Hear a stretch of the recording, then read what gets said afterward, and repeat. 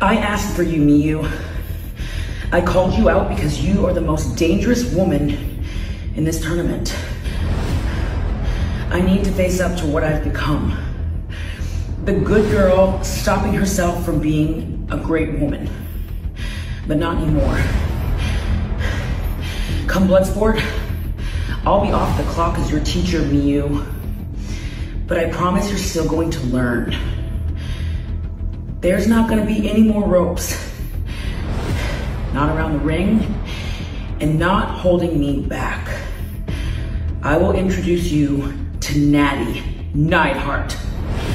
The unsung, the forgotten, the low-key legend. So bring your best and do your worst. Try to beat me. Try to kill me if you can. I want to remember what it's like to fight for my life.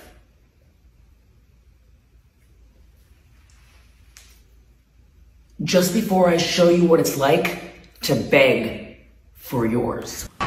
You know, and we all have our 15 minutes of fame, and I'd like to take a couple of my 15 minutes to talk about the rights and the wrongs in the world of professional wrestling. And it is for the WWE Championship. This match is for the ECW World Heavyweight Championship. For the World Heavyweight Championship. The match and new NWA Heavyweight Champion of the world. We appreciate you guys coming out and taking your time to support women's wrestling in America. This match is for the AWA World Heavyweight Wrestling Championship. Hello and welcome to another edition of Rights and Wrongs Pros Podcast. This is your host, Mr. Green, and you may have noticed that the thumbnail is a little different than what I would normally have here. Does not feature a WoW competitor on the front of it. Imagine that. And now, the reason why that is because I'd already actually done a portion of this prior to me getting ready to finish it up. But then I was reminded it's WrestleMania weekend or WrestleMania week. And as we know that when WrestleMania drops down in any particular town, it's like a solid week of wrestling from multiple promotions that piggyback off of the big stage, the big show, which in the long run is, you know, kind of good for the wrestling ecosystem because people that go into town sometimes aren't really that concerned with going to WrestleMania necessarily, but they want to be part of the action. They want to be, you know, able to see some other stuff. So it's like going to the Super Bowl or going to the Final Four in your town. You might not be able to get to the event, but you may be able to go to other events. And as such, that was the week that, as you saw in the thumbnail, Neidhart, and I'm probably pronouncing her name wrong, but Yamashita, worked against each other at a GCW event. Specifically, Josh Barnett's Bloodsport 13. And when I watched it, of course, that particular shot, it was a magnificent shot by whoever was doing the camera work, or whoever called the director, I should say, who called the shot to begin with. I knew, I said that's a thumbnail shot right there. That right there is a thumbnail shot. God, you have to use that. But that does not mean that we will not go off into WoW. But what it did mean is that as of this recording, other than the things that I've already kind of gone through, and I am recutting some of this just so you know. But other than the things I've already gone through, well, I was like, you know, I'm probably not going to watch the WoW that airs against WrestleMania this weekend. Or at least the WrestleMania post shows. I cannot say for certain that it aired against WrestleMania, or at least a good chunk of it. But what I can say is I'm relatively positive that WoW as a television show probably got chewed the fuck up this weekend, just because of all the other stuff that was available. Even if you weren't watching the main show, which, you know, what time did they go off? Punk, Reigns, and Rollins was the main event for night one. And I want to say it was about maybe a little bit past the top of the hour, let's say about 10 minutes or so. But, you know, you had all the wrestling outlets, the post shows, the media scrums, the podcasts, the reviewers that were, you know, going through the show with me. I mean, it was just a lot of it going on. So all of that to say, my viewing of the show that aired following WrestleMania, wow, I pretty much skipped. Now, of course, that doesn't affect this one because this is the week prior. This is addressing the GOAT's Gamble is what they called it. And the main event was Mayfield versus the Classmaster. And oh boy, that was not something that needed to be up against anything that took place on WrestleMania weekend. I can tell you that.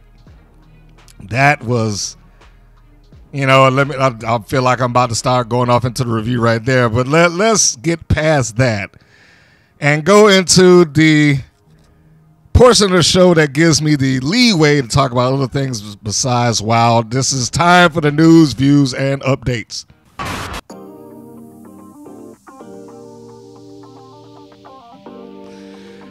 So,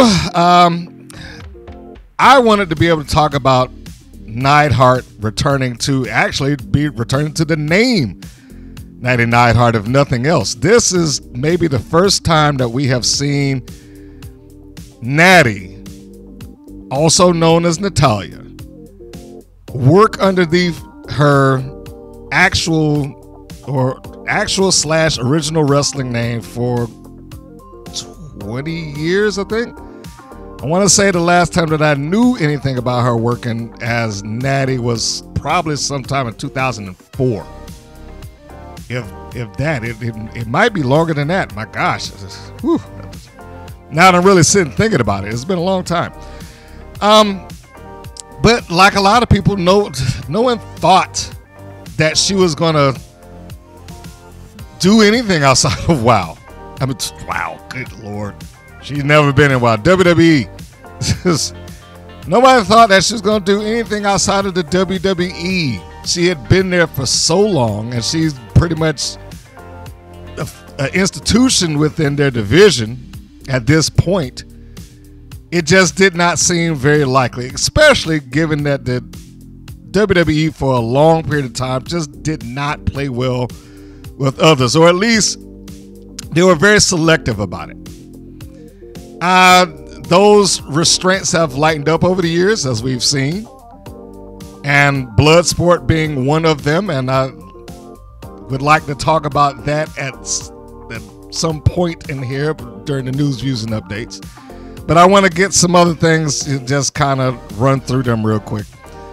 The first thing being is I just wanted to point out that since this is mostly WoW-centric, the former Randy Rara. Yeah, I know. Somebody out there is hearing that for the first time. Yes, there was a wrestler that was called Randy Rara. And look, I didn't name her. That's just the name that they gave her.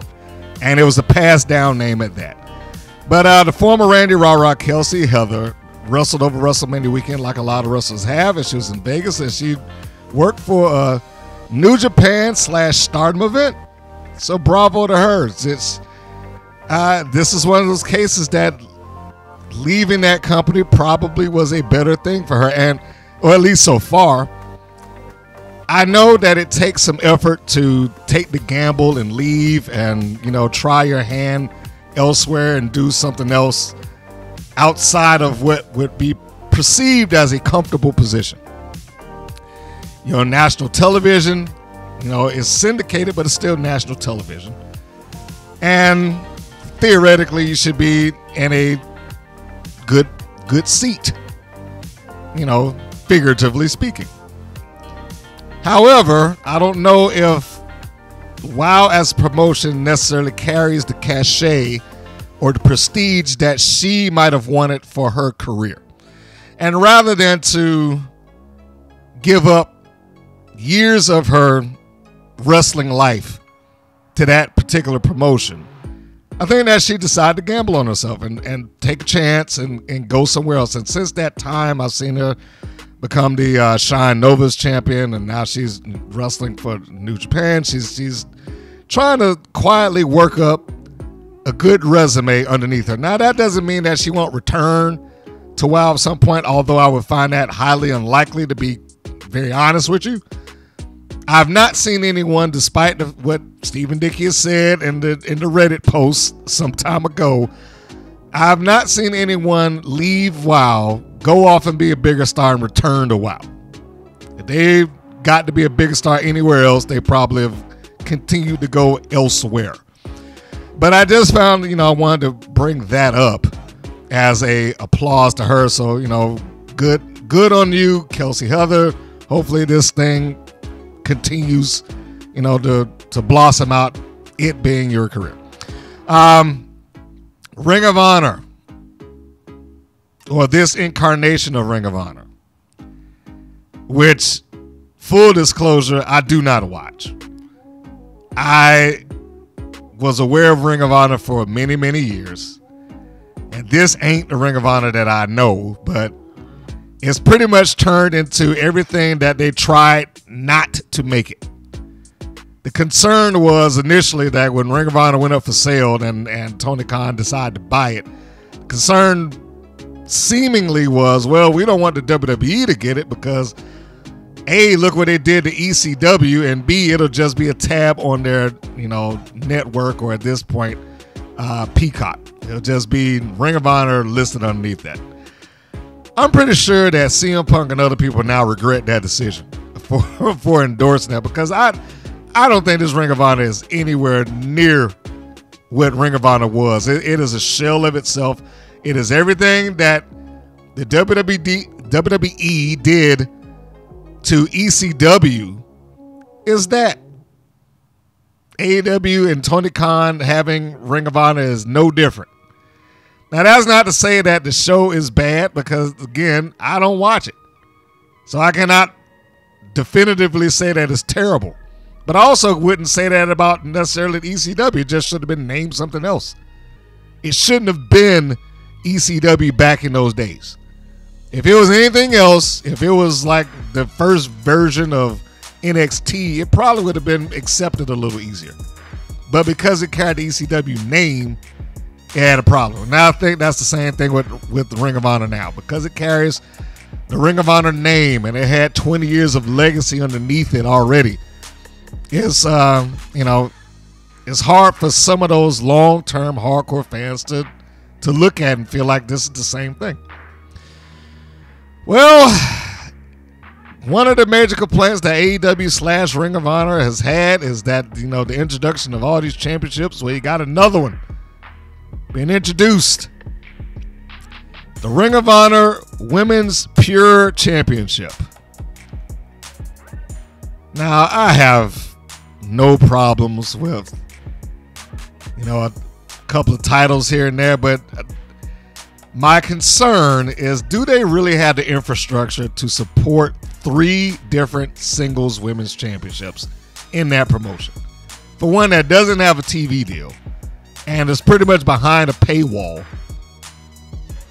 and is immediately secondary the second that it shows up on AEW at any given time. Do they really have the infrastructure for this? Between those 2 promotions is 5 different women's titles.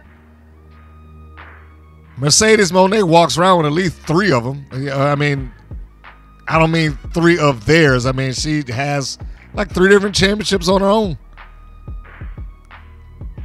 Do they need another one? And I'm absolutely convinced that, and I'm not saying anything about Athena as a talent. I think she's a great talent. But I'm absolutely convinced that the reason that she's had that championship so long in the Ring of Honor is because it's not a high priority to address it. And they just leave it on her. But getting back to the point, they've decided that they wanted to have a Ring of Honor Women's Pure Championship. Now, for those of you long-term Ring of Honor viewers, you can remember that Ring of Honor had the Pure title back in the day, which was essentially their way to ensure or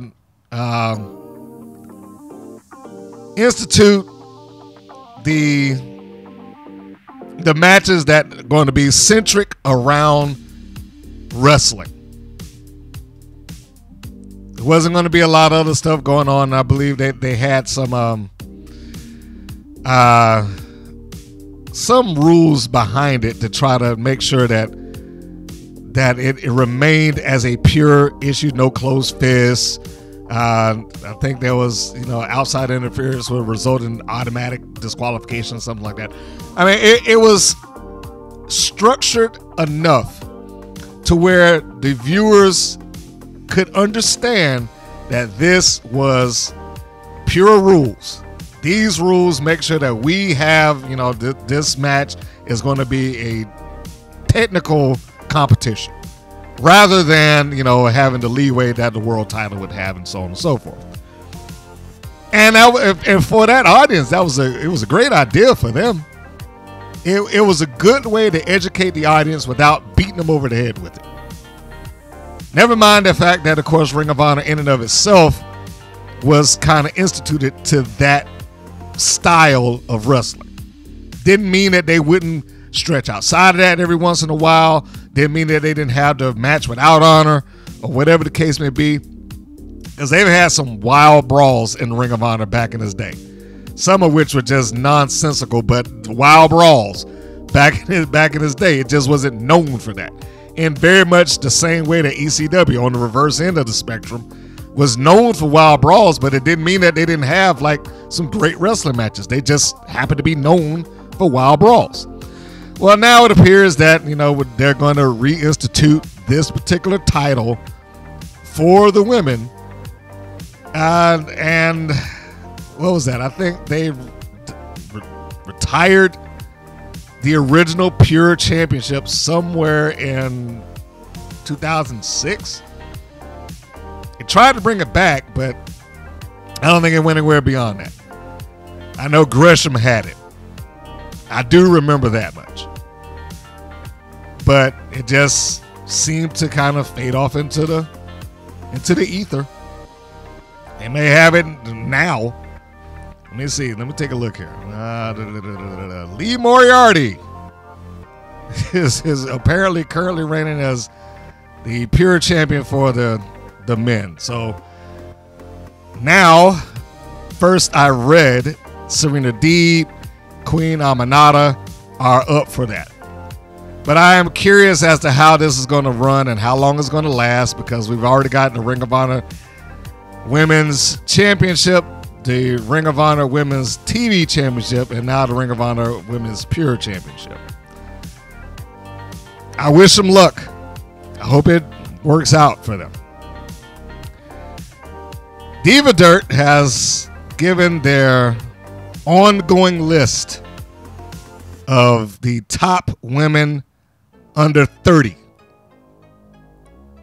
This list is still ongoing. It's being built out, I believe, week by week. So it is not completed as of yet. But I want to give just a quick run of who's on the list so far, just to get a good idea of where they are with their rankings as of now. Part of this, admittedly, was because I wanted to see whether anybody from WoW's roster was going to be ranked in here at all. I doubted it, but I just wanted to, keep my eye on it. It's like maybe somebody will slip through the cracks. Maybe. Does not seem like that took place. So what I'm going to read right now is the current, as of this recording, list for Ring of Honor's top 30 women under 30 so far. It begins with Thea Hale at 21 years old from NXT. At number 29, Anna Jay at 26 from AEW. At 28, Kenzie Page, who is 23 years old and also the NWA Women's Champion. At 27, Jada Parker at 26 from NXT. Number 26, Julia Hart, who is 23 years old at AEW. I know these numbers are getting confusing. Number 25, Dani Luna, 26 years old from TNA. Number 24, Cora Jade, also 24 in years from NXT. At number 23, Billy Starks, 20 years old from Ring of Honor.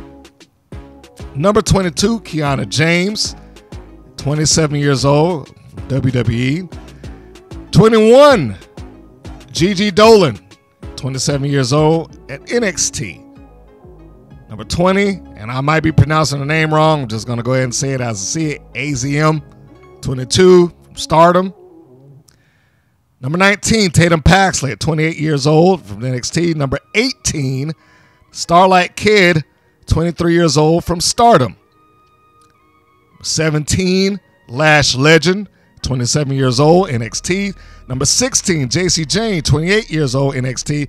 Number 15, Momo Wanatabe, 25 from Stardom. Number 14, Kalani Jordan, 26 from NXT.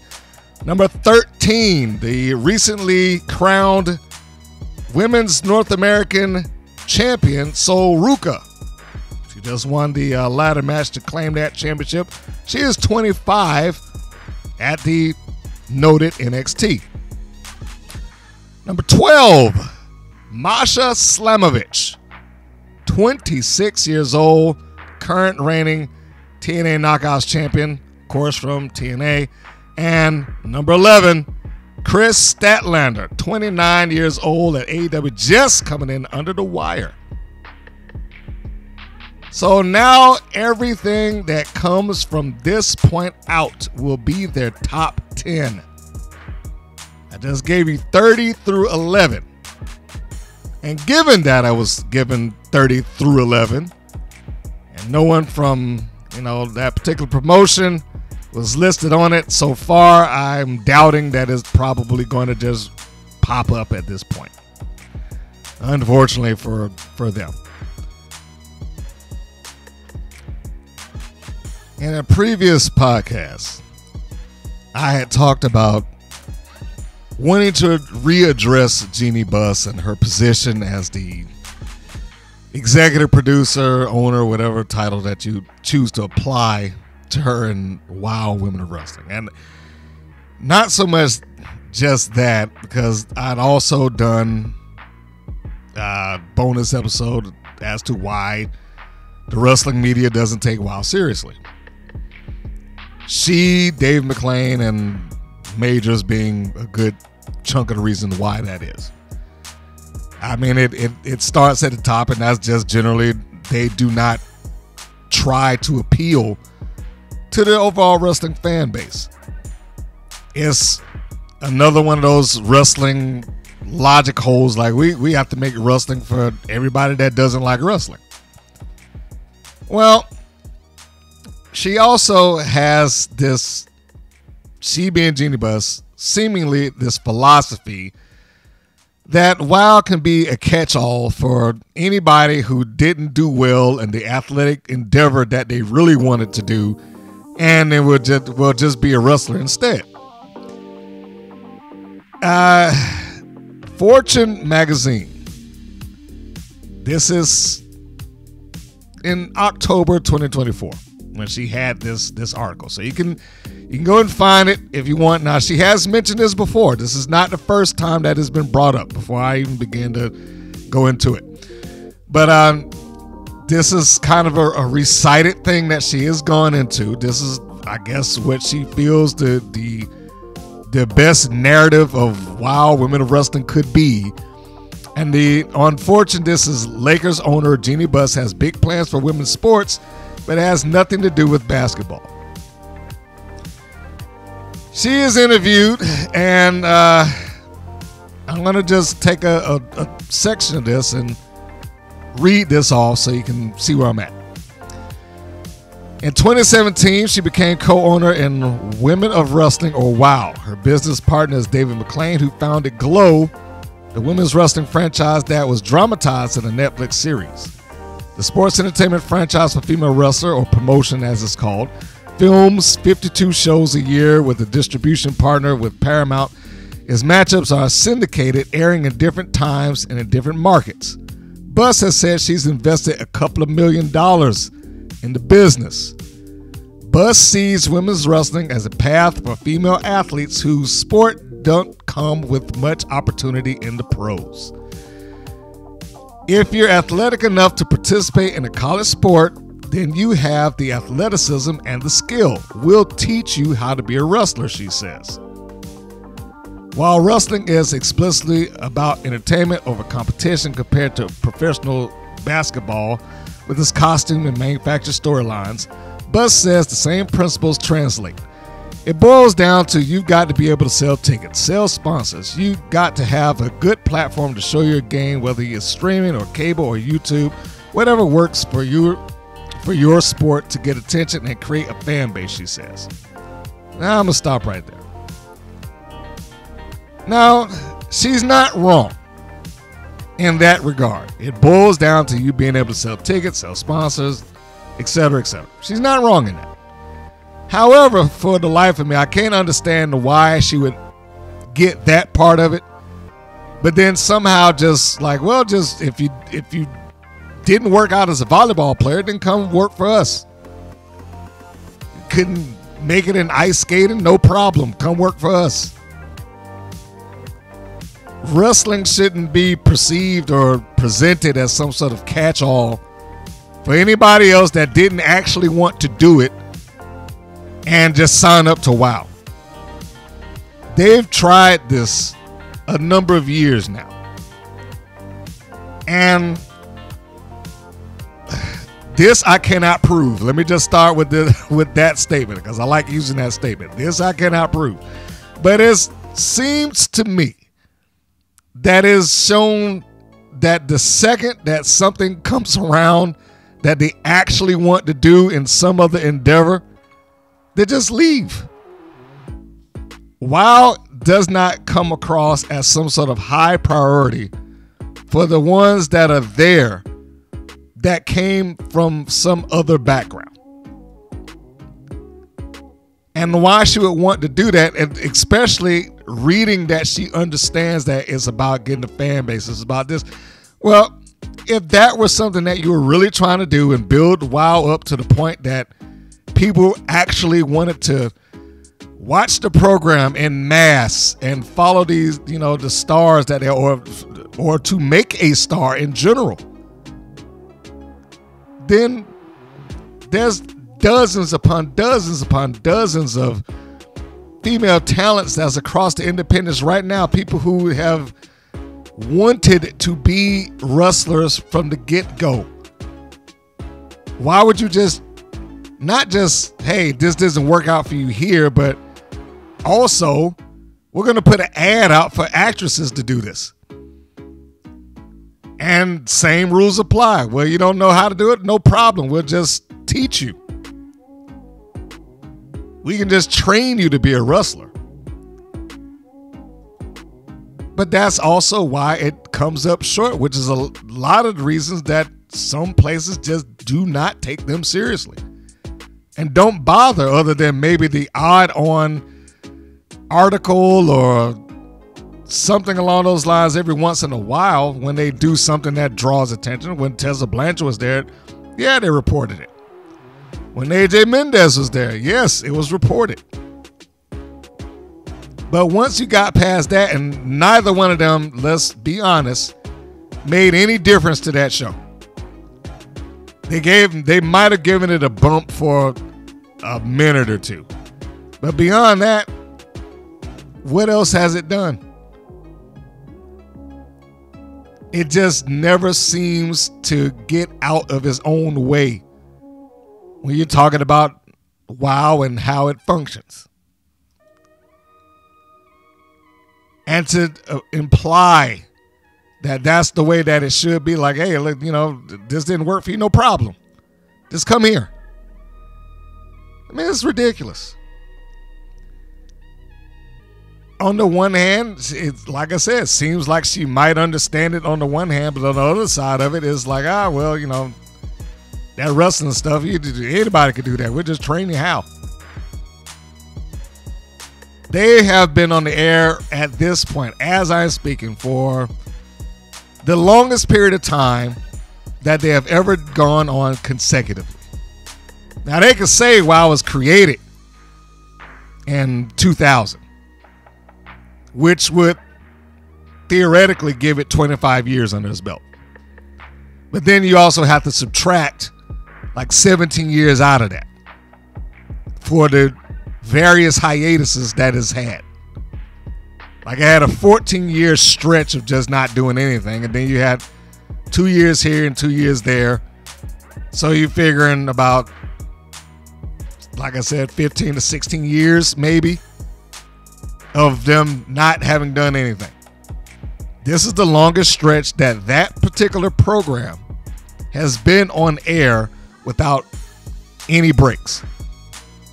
Even though they still haven't learned the lesson that they need to stop taking these huge gaps in time to shoot their show. For those who are just new to it, and just a brief recap, the entirety of that show has already been shot. Okay? Just the entirety of it. All of September 2024, they shot for the full year. So anything that you're seeing, if you just happen to be interested in it, you happen to come across, or you decide, hey, I'm looking at this, it's already done. It's already done. It's already been shot. Which is also why they can't really deviate or change planes or this, that, and the other. And why when somebody's hurt for maybe in real life a weekend, they're off TV for months at a time. It's kind of like what the NWA is doing right now, which is another stupid thing, but you know, that I digress. The point being here is, I think Jeannie Buss is not really helping that company with this philosophy. Never mind the fact that the people underneath her probably share it and like, hey, well, you know, this is great. I don't know if WoW will ever get out of his own way. It's another this I cannot prove. I was like, but I would be hard pressed to find that they have been overly profitable. Now they might have made some money, but overly profitable. And I don't know what TV stations are really making some off of their show. I have been in the control room when that playlist is constructed. And I've seen WoW segmented to where, okay, WoW has internal commercials. For those of you that might not know what that is, you know, when the show comes to a station, they already got like some commercials that's built into the show, right? So when they cut it up, let's just say that the commercial happens to be Verizon. Well, Verizon would be listed as a segment of WoW, even though it exists as a commercial. And then the stations then would fill in whatever remaining commercial time with stuff that people want to buy and stick into that particular time slot. I bring that up to say this. There's one of them that's off in Detroit that I know for a fact that they didn't fill that show with anything. Every segment that they had was just promotional spots. Promotional spots don't earn them any money. It's just advertising for the shows that they already run. Watch The Connors, watch The Neighborhood, watch Family Feud this week, stuff like that. When you see that on your TV show, they're not selling that. Those are things that we just put in. When you see things like your local car dealership, you see your local accident injury attorneys, things along those lines, those spots have been sold. But if you're ever watching, and I guess this would be homework for you, if you're ever watching WoW and you're just seeing a bunch of tonight, or no, I shouldn't say tonight because they're usually generic. They don't even say tonight. This is like The Neighborhood at 5 p.m. weekdays. That's a generic spot. When it doesn't specifically say anything, it's generic. And that's just stuff that we just throw in there just to fill out the time. And I see a lot of that. So I'm not privy to WoW's finances. I'm not privy to where they sell it. I don't know what they do in their syndication. But if that were the same, and again, I'm not looking at this across the board. I'm looking at one particular city that caught my attention. It might be different in Los Angeles. I haven't bothered to check. I may have to do it when I get the time. But if it's like that for any significant amount of their syndicated networks or syndicated stations, that ain't going to be good. Jeannie Buss probably needs to reevaluate what WOW should be. And it shouldn't be built on the idea that, well, you know, we'll help out some other girls when they fail at the thing that they're trying to do, or I shouldn't even say fail, that's unfair. When they leave college and they don't have an option in front of them, we'll just do wrestling instead. That should probably be reevaluated.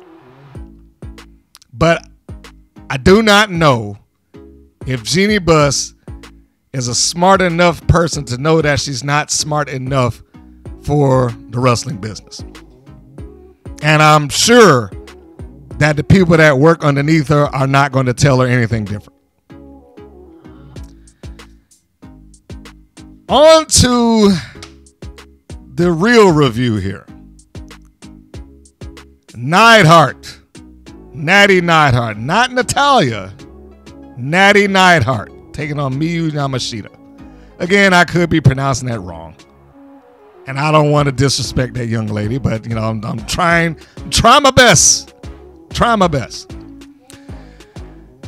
So I was going to just get the entirety of the event, and I might still do that.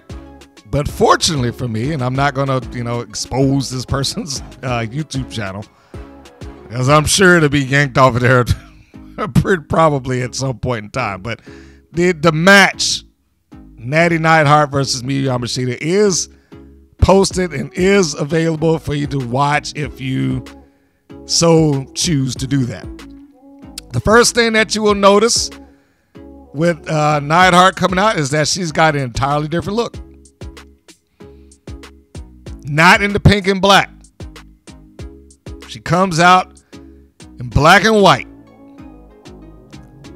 And the environment that we have in Bloodsport is far more shoot style than anything that you're probably going to get in any other wrestling environment. If you as a fan were trying to convince somebody who had not watched wrestling, or they didn't believe the validity of wrestling, and you wanted to just plant the seed of doubt in them, this is probably the thing that you should show. Nearly everything about it comes off more in a style that would be legitimate than the average pro wrestling show. First off, there are no ropes for those that are unfamiliar with it. So we've now eliminated the springboards and the high flying and I'm just going to the top rope while I sit here and wait for you to do it. All of that's gone. It is very much ground game. And it's presented in more of a big fight feel. For those who watch WOW, you may recognize the referee in that particular match. The one I said some time ago looked like she was, maybe it was just that particular match, but she looked like she was bored out of her mind, and she just was kind of walking through it. Here, that wasn't the case. And again, comes off as a little bit more checking up the opponents. You know, let me pat you down, make sure everything's all good and everything like that. And when this started, first, before we go off of that, got to talk about the aesthetic of the show. The aesthetic, it is a spotlight on the ring. I was hesitant to say ring because there's no ring ropes. I'm just not used to it. And it's not because, well, it's empty seats, so let's darken it out so nobody can tell. No, it's just they put the spotlight on the ring so that the focus is there. It had a good crowd. I mean, it is probably, you know, one of the smaller venues, but not too small. If I was guessing, I'd assume it may be 2,000 people or so, maybe something along those lines. I'm just guessing going off of the the visual. But just in that, in and of itself, has a different feel to it. It's not as clean. It's not polished. Because of the environment, it works. It just feels more gritty. Now, granted, Miyu is out there in her wrestling gear. But that does not take away from the fact that she looks like she's ready to go, ready to fight, right? Even the tie-up, and I can't even really call it the tie-up, because they didn't do the locking of the collar and elbow tie-up, and here we go. They didn't really do that so much as we're going to take a couple of testing strikes against each other, and then we're going to go for the grapples. And that's pretty much what it was just like we're going straight into the grapple. So they have, again, taken away the concept of what most people would look at pro wrestling as. Even the beginning of it, Neidhart tries to go for a side headlock takedown. Miyu just slipped out of it. Did not look smooth, didn't look polished. It just looked like this is somebody that I don't want to go down. So no, I'm not. I'm going to try to get out of this. I'm not going to cooperate. She's tossed a couple of kicks here just to keep her, keep Neidhart back. And another thing, I forgot, if you heard the beginning of this podcast, you heard Neidhart refer to herself as the low-key legend. I like that. And the promo that she gave. How good was that? It sounded like a woman who had something to prove. Which, how could you not believe that she, in a kayfabe world, would not have something to prove? People overlook me, that type of thing. I gotta, get back. I forget what the specific line was. Being a good girl kept her from being the woman that she could be, something like that. But it was a different vibe out of her entirely. And I loved it. Not a long match. Let's start with that. It's not like it's some 20-minute back and forth, contest that we would get in most other cases. That was not the case here. Even down to, the grapples when they're trying to escape each other and stuff like that. It felt like it was more of a struggle. That's probably the better way I could put it. Yamashita's tossing shots at her shins, hooks up in the front face lock, gives her a couple of knee lifts. Neidhart was able to get a takedown. Looks like she's trying to get some punches in there. Yamashita's blocking it. She gets a couple of slaps on the ear. I mean, it was a fairly, by comparison to any wrestling that we've seen, women's wrestling in general, it was a fairly gritty affair. Right? Not that it was bloody, not that there was tables or light tubes or not that kind of grit. Like again, if you were trying to show somebody a match and said, hey, they was legit going at it here, you could probably get somebody to believe it. All right. So they get some tie-ups going on there, and during the course of the match, the heel hooks and things like that, and they're just smacking each other. It felt very much like there was a gentleman's agreement. I mean, I couldn't really find a ladies' agreement. Let's call it that.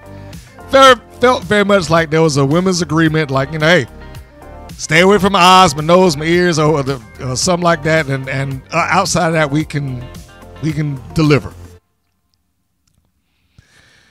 Some of those strikes seemed kind of close. I mean, they protected themselves, some blocks and everything like that. But clearly, going into this, Neidhart was the favorite. She was easily the person that the majority of the fan base in that building wanted to see succeed and win. Probably because of the promos that she did give. It wasn't going to be Natalya in there. It's going to be Nattie Neidhart. And I'm going to show you that I still have, whatever. Yamashita did a great job. She fired off some great kicks.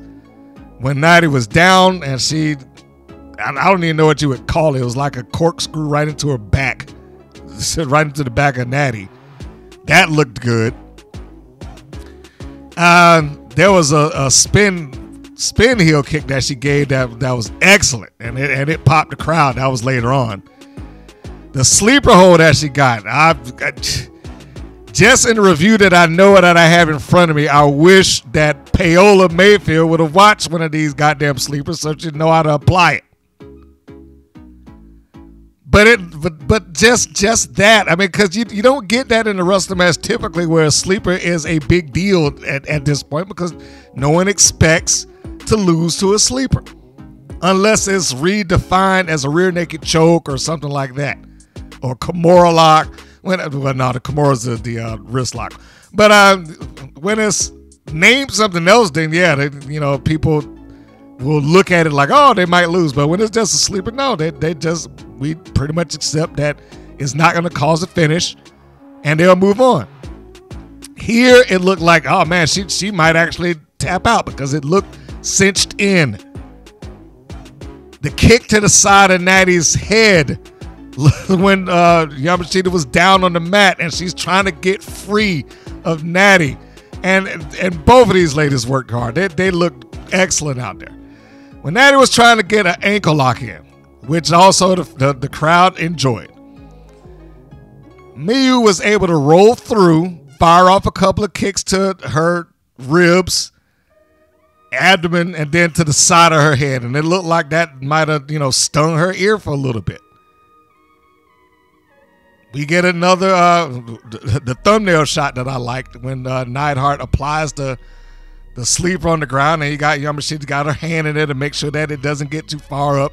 She's firing off some kicks to the head of Neidhart from the seated position, and it is a lot of move and counter move throughout most of this. The only thing that we really got that was, I guess, purely wrestling centric was the usage of the sharpshooter.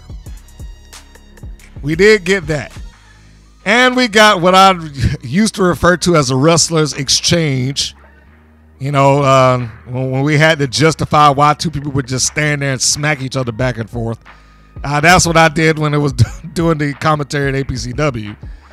But we had that for Yamashita and Neidhart. They stood there, and Yamashita like, hey, bring it. So Nattie starts firing off some shots to the top of her head, smack to the side of the ear, and Yamashita's just taking it. And then she gives one hell of a wallop right to the side of Neidhart's head and drops her in one shot. And then she starts firing off some kicks to her, and then she lays down a series of punches onto the back until Nattie's able to grab a leg and break free. Now, as I'm talking about this, I do encourage you to seek this out while it's there, because I don't imagine it may disappear, given that it's been posted up on YouTube. So I'm just gonna say, seek it out while it's there. You should still be able to find it as of me talking about it right now, and you can see this for yourself. But at some point we get a front face lock tied into Yamashita, and it looks great. I mean, they were working hard. And this is the point that the fans are thinking that Neidhart might lose this thing, and she was able to power herself up and spike her down. And it needs to be pointed out, the commentary was really good here too, because they didn't treat it like it was, well, we got to sell Xfinity Mobile and we got to talk about some other backstage storylines and this, that, that. They didn't have to do any of that. They called this as legitimately as you would imagine it would be called in UFC, Bellator, Beatrix, or anything else that might have existed. The only time that I thought that we had any sort of holes, if you will, in the match was when Yamashita applied a ankle lock to Neidhart. Nattie does one of the reversals that Kurt Angle did at one point, where he just kind of rolled through, and that would cause the other person to run forward because of the grip that they had on the ankle. Now, because there's no rope, she couldn't just go running at full speed into the turnbuckles. Well, there's not even really turnbuckles. There's just posts. And because it's just steel and there's no ropes and there's no turnbuckles and no padding, she couldn't just run into it like you would normally get into a wrestling match. So there was a slight hesitation that caused her to go into the thing. But she stops herself, and she being Miyu, she stops herself from going head first into the post. And Neidhart gets up on her feet, and she catches a kick in the chops. She catches right in the mouth. And she was about to do one of her Natty Natalya specials where she does like a tornado clothesline. But before she's able to connect with it, this is the point where I said Miyu popped the crowd. Because as she walked into that clothesline, she got her with a spin kick that dropped her, and that crowd just loved it. I loved it. And then she goes in for the kill, like she smells blood. She's firing off kicks on her, punches on her back, and everything else. And she hooks her back up for another ankle lock, trying to break out that submission. But Natty, being a wrestler that she is, and you have to appreciate the kicks and the stomps that Miyu is pushing off on her. Natty is able to get her free leg up and do a donkey kick, for lack of a better term, to force Miyu into the post. That was the story there, that this time, the second time around, she went into the post. So she gets caught with that. Neidhart rolls her through. She hooks her into a sharpshooter, and she cinches down. When she's turned over, Miyu is pretty much unconscious. She did not tap. She did not give up verbally. She could not continue.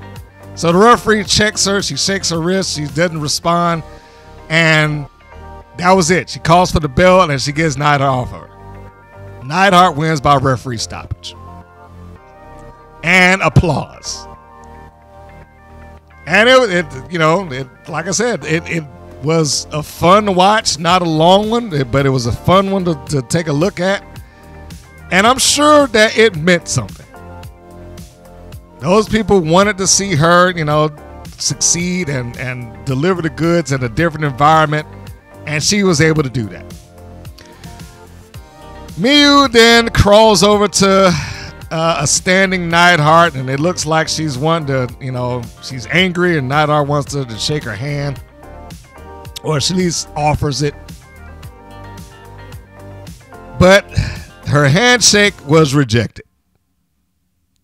Miyu decides just to flip her off, and so she smacks the hand away in defiance, gives her the double bird, and then we have a little tussle at that point, because now Neidhart feels insulted. She goes after her. They toss a couple of shots at each other, and when she rolls out, she being Neidhart, she returns the favor with the double bird on the outside.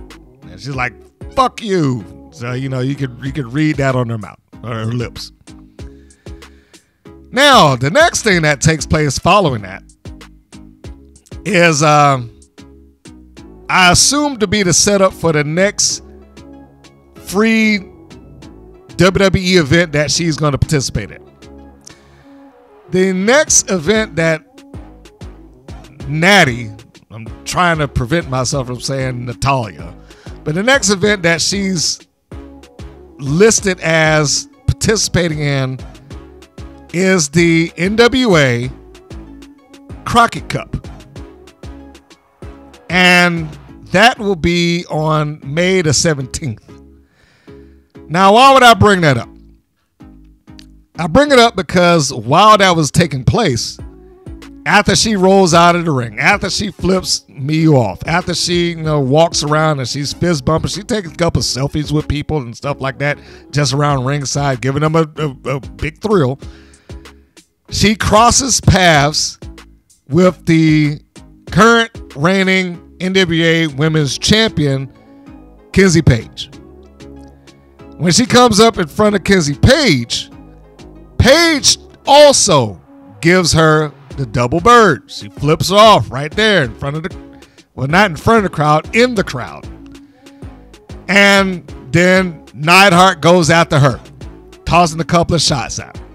And I should say they tossing a couple of shots at each other. So it feels like coming out of Bloodsport, Neidhart is now setting herself up potentially as a challenger for Kenzie Page. Now, I don't know if it's going to be she's going to challenge for the title, but I can't see why she would engage or this thing would be set to where it is to where we don't get some sort of payoff to it. Although stranger things have happened in wrestling, but we had some things set up and they never paid off to anything. So, take that with a grain of salt. But considering that she next month has a match, well, let me not say match, has an appearance. I don't know if they confirmed the match quite yet. But she has an appearance that will take place at the NWA Crockett Cup. It would not shock me at this point that she were to go against young Miss Page. It also would not shock me if she were going for the NWA Women's Championship. And I have no idea if they're going to get a title match to her or not. I would just say if it were me, not only would I give her the title match, but I would probably give her the win. Nothing against Kenzie Page as the reigning, defending NWA Women's Champion. But the NWA at this point, all due respect to them, is not a hot brand. It was when it got revitalized during the, what do we call it, the Lighting One era, when they first came back on and they were dropping episodes on YouTube directly at 6:05 every Friday or something like that. It got some buzz around it at that point, and people were very happy to see it kind of come back. But then it just started to fracture and fall, and whatever deal that they thought they were going to get with the CW crashed and burned because of their cocaine spot on the pay-per-view. And now the show, from what I even begin to understand, is shown exclusively through X, formerly Twitter, when they do a big event and they just chop it up in the episodes, which is somewhat, oddly enough, kind of what WoW does. Do a big event, chop it up in the episodes. But Kenzie Page, talented as she may be, has been the NWA Women's Champion for well over 2 years. It was coming up on 2 years, if nothing else. 601 days as of me recording this right now is what she's listed as. But she also is not helping draw new viewers to that place. And I'm not going to put that solely on her. NWA Champion's got a lot to do with that too. Tom Lattimore is the champion, but I don't know if he's in a good, strong position to help them. They need something to give them a shot in the arm. Now, the match in and of itself, Kenzie Page versus Nattie Neidhart, would probably make people interested. It made me interested. And I would probably want to see it. That might need to be their main event if this is going to happen. If Page wins, well, then it's good on Kenzie Page. It's not going to hurt Nattie. She would just be doing a favor and putting somebody over and helping her out. But imagine it the other way around. If Nattie wins and she becomes the NWA Women's Champion, what would that do for the NWA? Would or could Nattie Neidhart show back up on WWE's television with the NWA Women's Championship? Or at least one of their televisions. It might not be Raw or SmackDown, but maybe she shows up at NXT, or could. What if she wins the championship and she remains in the NWA for a part-time basis, doing some of their shows. Her having a title, if nothing else, will create a certain level of buzz around it just by having someone who is not signed to the NWA winning it. And besides that, like I said, Young Miss Paige has had the title for a long time, and I'm certainly not going to just endorse her losing it just for the sake of losing it. But if she does lose it to anybody, that's going to give a bolster to their business. It may well be Nattie Neidhart. Just something to think about. And then she could be able to put her name down in the list of women who have had the longest, most, theoretically speaking, most revered women's championship in the history of pro wrestling. She'd be able to tie her name along the lines of those like Mildred Burke and Moolah, and I guess in more recent years, Jazz, who is a contemporary of hers. And others that go down the line. I mean, you know, I'm not going to go through the entire listing of women's champions that they've had, but you get the message. You get the point. So, that said, time will tell. We got a couple of weeks, and I would venture to say that I'm expecting to see some promos on both sides of the equation, Kenzie Page and Nattie Neidhart, to try to get some sort of attention onto their match. And I can't wait. Now, having covered all of that, I think that it is, that was a long run there. It's time to go off into the review of WoW. Yes, this is still a WoW wrestling review. But as I go into my little break here, because for those of you that's watching this on YouTube, this is why I let the algorithm or I reslot their ads so that it's not just overwhelming all the way throughout the show here. As we do that, and before the ad pops up, I'm going to pop in a little bit of audio so that you can see, well, not see, but hear Rockstar Spud talking to some of the trainees going into WWE, explaining them the difference between a wrestler and an attraction, which some people probably need to hear.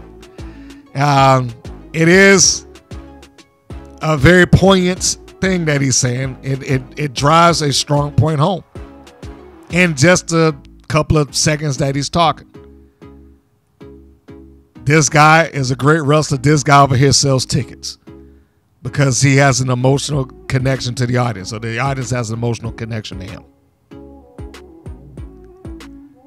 Those things, they mean a lot. But, you know, it sounds better coming from somebody like a Rockstar Spud who's actually been in it. So that's why I'm including this. So as we go to the break, take a listen to that, enjoy the musical interlude, and then we'll come back and it'll be time for the full review. Stay tuned.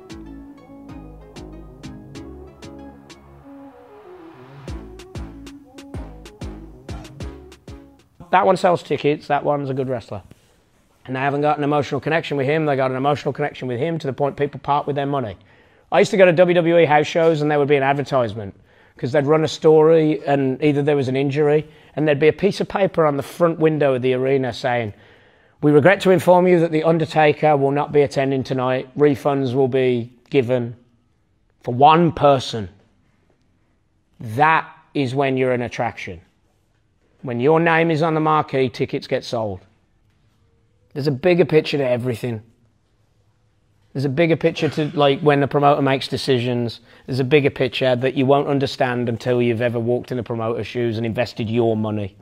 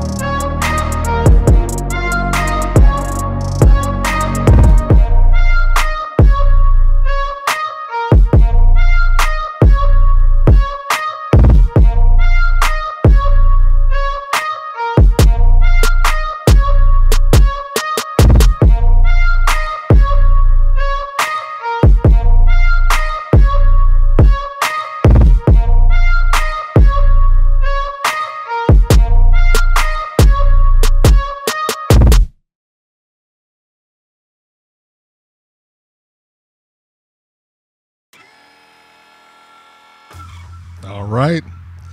As Slick Rick the Ruler once said, here we go.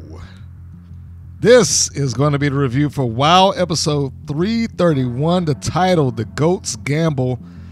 The air date, April the 12th. The chronological number, 135. And it starts off with an opening 6-woman tag. This basically goes directly into the match. We get a comment from Nigel Zane saying, we've got a red hot crowd tonight. Not to disagree with Nigel, but they probably had a red hot curated crowd, sure.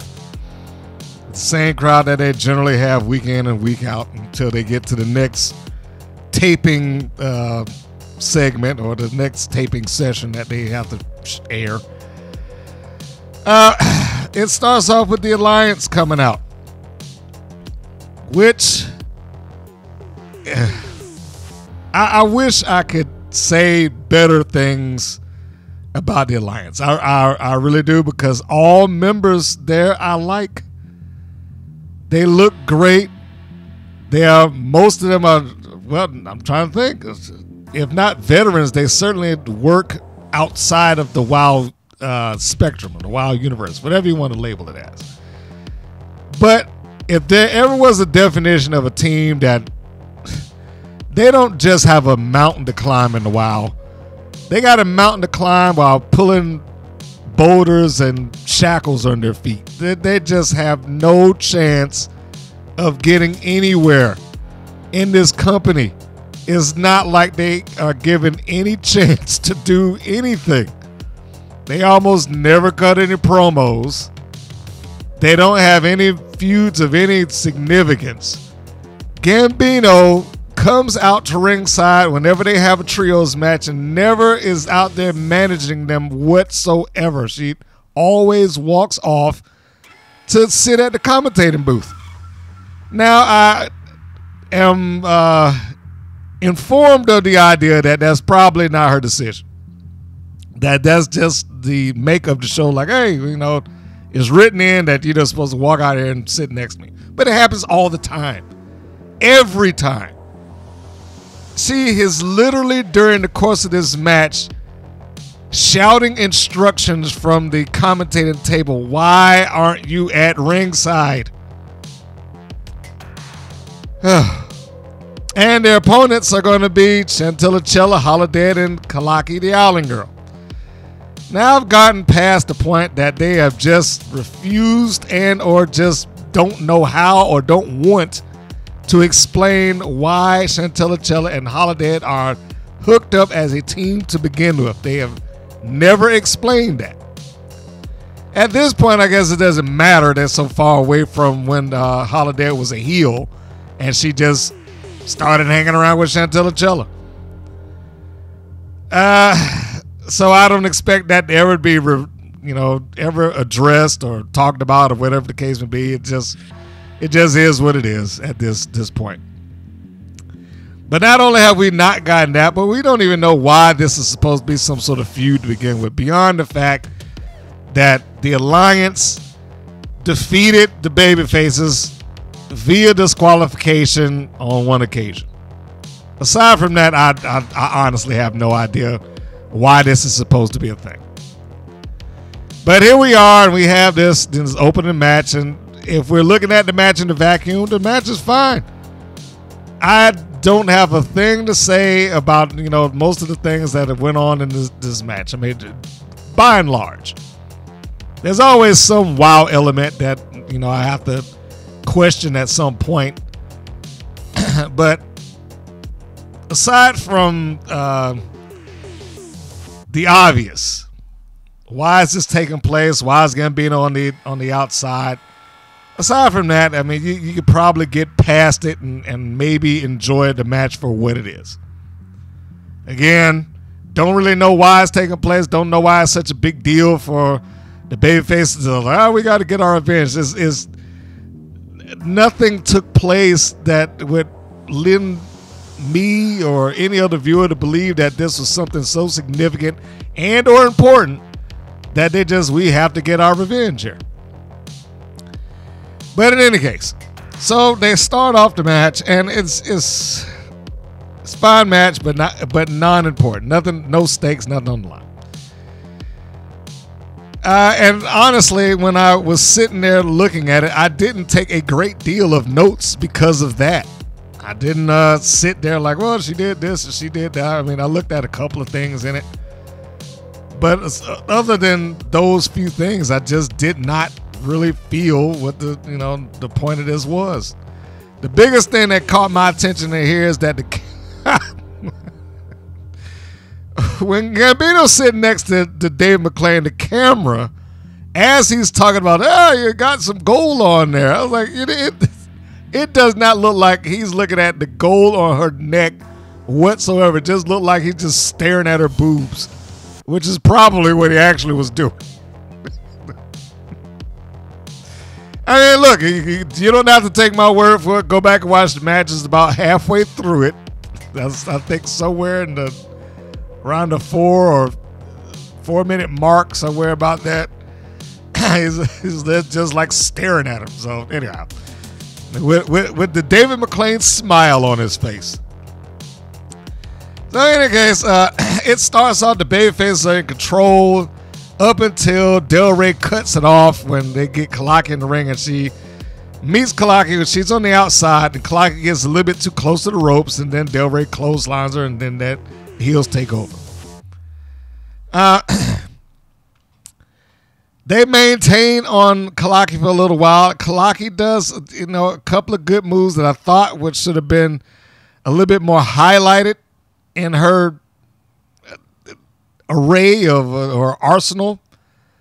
That snapmare driver, I don't know what they would call it there, but that's what I'm labeling it as. That the corkscrew power slam that she does, which looks, as long as it's somebody like a BK Rhythm taking it, looks pretty good.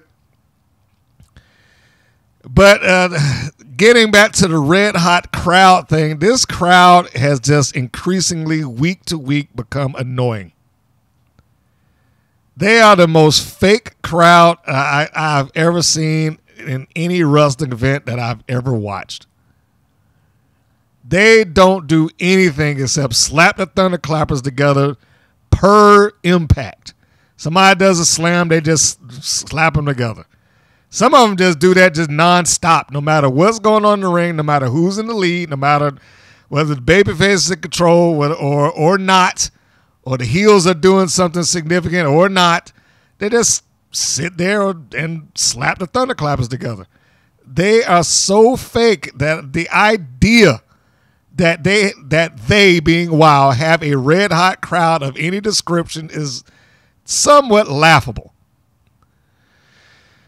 But anyhow, let's get towards the end of the match here.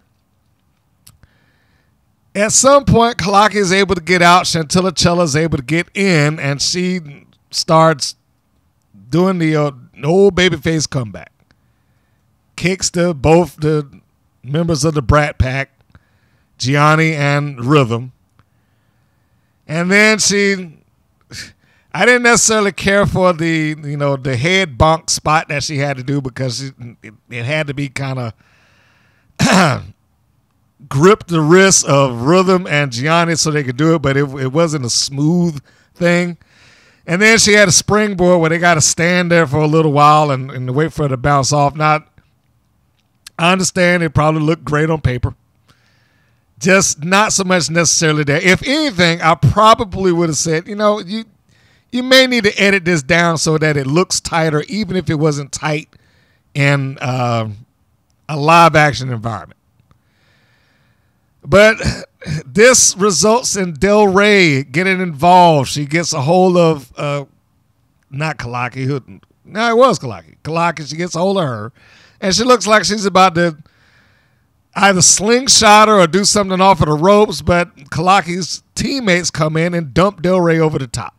So now we've been left with the Brat Pack, Gianni and BK Rhythm against Holidead and Chantilly Chella. But it's the two of them against the three. And then it becomes the three of them against the one, because BK Rhythm's put out until Holidead and Chantilly Chella perform like their version of the Steiner Bulldog, which isn't a bulldog in their case, more like a faceplant. She comes out to the top. Holidead hoists Gianni up on her shoulders. Chella comes out the top and hooks her with a faceplant. She doesn't ride it all the way down, but we get the point. And I shouldn't say the top row, is more like the second. Gianni bumps for it, and then 1, 2, 3, and that's it. It was what it was. But I wrote down, why does Gambino even bother to do this? This is every reason why, the team of the Alliance, when they were announced as a new faction in WoW, had no chance to do anything of significance. They weren't even given the same playing field as everybody else. They have a mountain to climb, but they got a lot of weight on their shoulders to climb the mountain. And it just doesn't seem like it's changing. Doesn't seem like it's going to change. She sits there managing from there and having random conversations at the commentating booth with McLean. McLean at some point during the match implies that they had won a trios title match. I don't know how that would apply or when that would ever take place. Those trio titles mean nothing, and they should be gotten rid of. Anyhow, we will move on because that was the match, and I wish I could say that it was something more in-depth than that, but just look at it for what it was. Pick it up on YouTube, enjoy that little segment that you get, and take it for the match that it happened to be. Just a match. Next segment was a promo for the main event, getting you excited, I guess. The Classmasters versus Paola Mayfield. Also, Roxxy and Chainsaw, which was the match that was coming up next, following that little spot. Speaking of which, next segment, Chainsaw with her little buddy, Daisy Lane, taking on Roxxy Fierce. Roxxy, I have an appreciation for, and I think that she could have the potential to do something if she really tried. She's got a good look. She seems very, strong within her environment. But she was labeled as being in a tag team originally. She was part of the Fierce Sisters. Remember them? Or wherever they went. I shouldn't say they. Wherever Foxy went. There's no explanation for this. In fact, not only did they not give an explanation, they basically say that Foxy's at home watching. Which then begs the question, why isn't she there? It's like every so often, WoW will make some comment that just lets me know that even in their universe, even in the kayfabe universe of WoW, some of these people have better things to do than to be there at WoW. For what reason would Foxy be at home watching her sister get beat up? And not even attempt to help. Not be there is what I'm saying. Foxy Fierce, this is like the second lengthy hiatus that she's had from this show. The first one being when she was put through a fake-ass wall by Chainsaw. And that was supposed to have injured her, and then she was gone for months and months and months. Now, for no apparent good reason other than that she just wants to watch TV from the house, her sister's in there doing this. Now, as much as I say I like Roxxy, one thing I wish they would start to do with her is just migrate her away from the Foxy Fierce gimmick, because that's basically what she has. She's inherited the gimmick of her sister. Coming out to the music, doing the dance with the fur coat, and so on and so forth. She just needs to go ahead and get a personality of her own and not just be the ancillary to what Foxy used to be. And maybe they might be able to make her a singles star at some point. She's got some growing to do. Don't get me wrong. She's going to have that. But maybe they'll be able to get something out of her if they start to just transition her to being a singles competitor altogether. But my fear is that second that Foxy decides that she wants to show back up to WoW, and or her auditions didn't go through, or the movie that she really wanted to be a part of is done, then she'll show back up and then they'll just re-slot her into a tag team with her sister. But the Fierce Sisters pretty much did nothing as a team because they weren't together as a team long enough to do it. Anyhow, Chainsaw. I've spoken highly of Chainsaw, largely because the gimmick that she had meant that she did not have to be polished. But I will say one thing, that it's probably time to do away with the goddamn open sores that they paste onto her face every day that she comes out there to do the work. If that were real, I'm pretty sure nobody in that locker room would even want to get anywhere near her. Like, what are these gaping open wounds that you have on your head? Never mind the fact that there's already been one day where it got pulled off and it was just like flapping around on TV. So, yeah, I think it's time to retire that. We don't need to have the cartoon wounds on her face trying to imply that. I don't even know what they're trying to play. What are you trying to say? That she has some sort of incurable disease that just shows itself or manifests itself through these boils that she gets or whatever. Or maybe that she needs to see a doctor, for Christ's sake. Anyhow, this is somewhat labeled as the strength of Foxy. The strength of Roxy is just another reason why I wish they'd just get rid of the Foxy Fierce thing. She clearly don't want to be there. WoW is probably just a means to an end for that young lady. But anyhow, what was I? Roxy.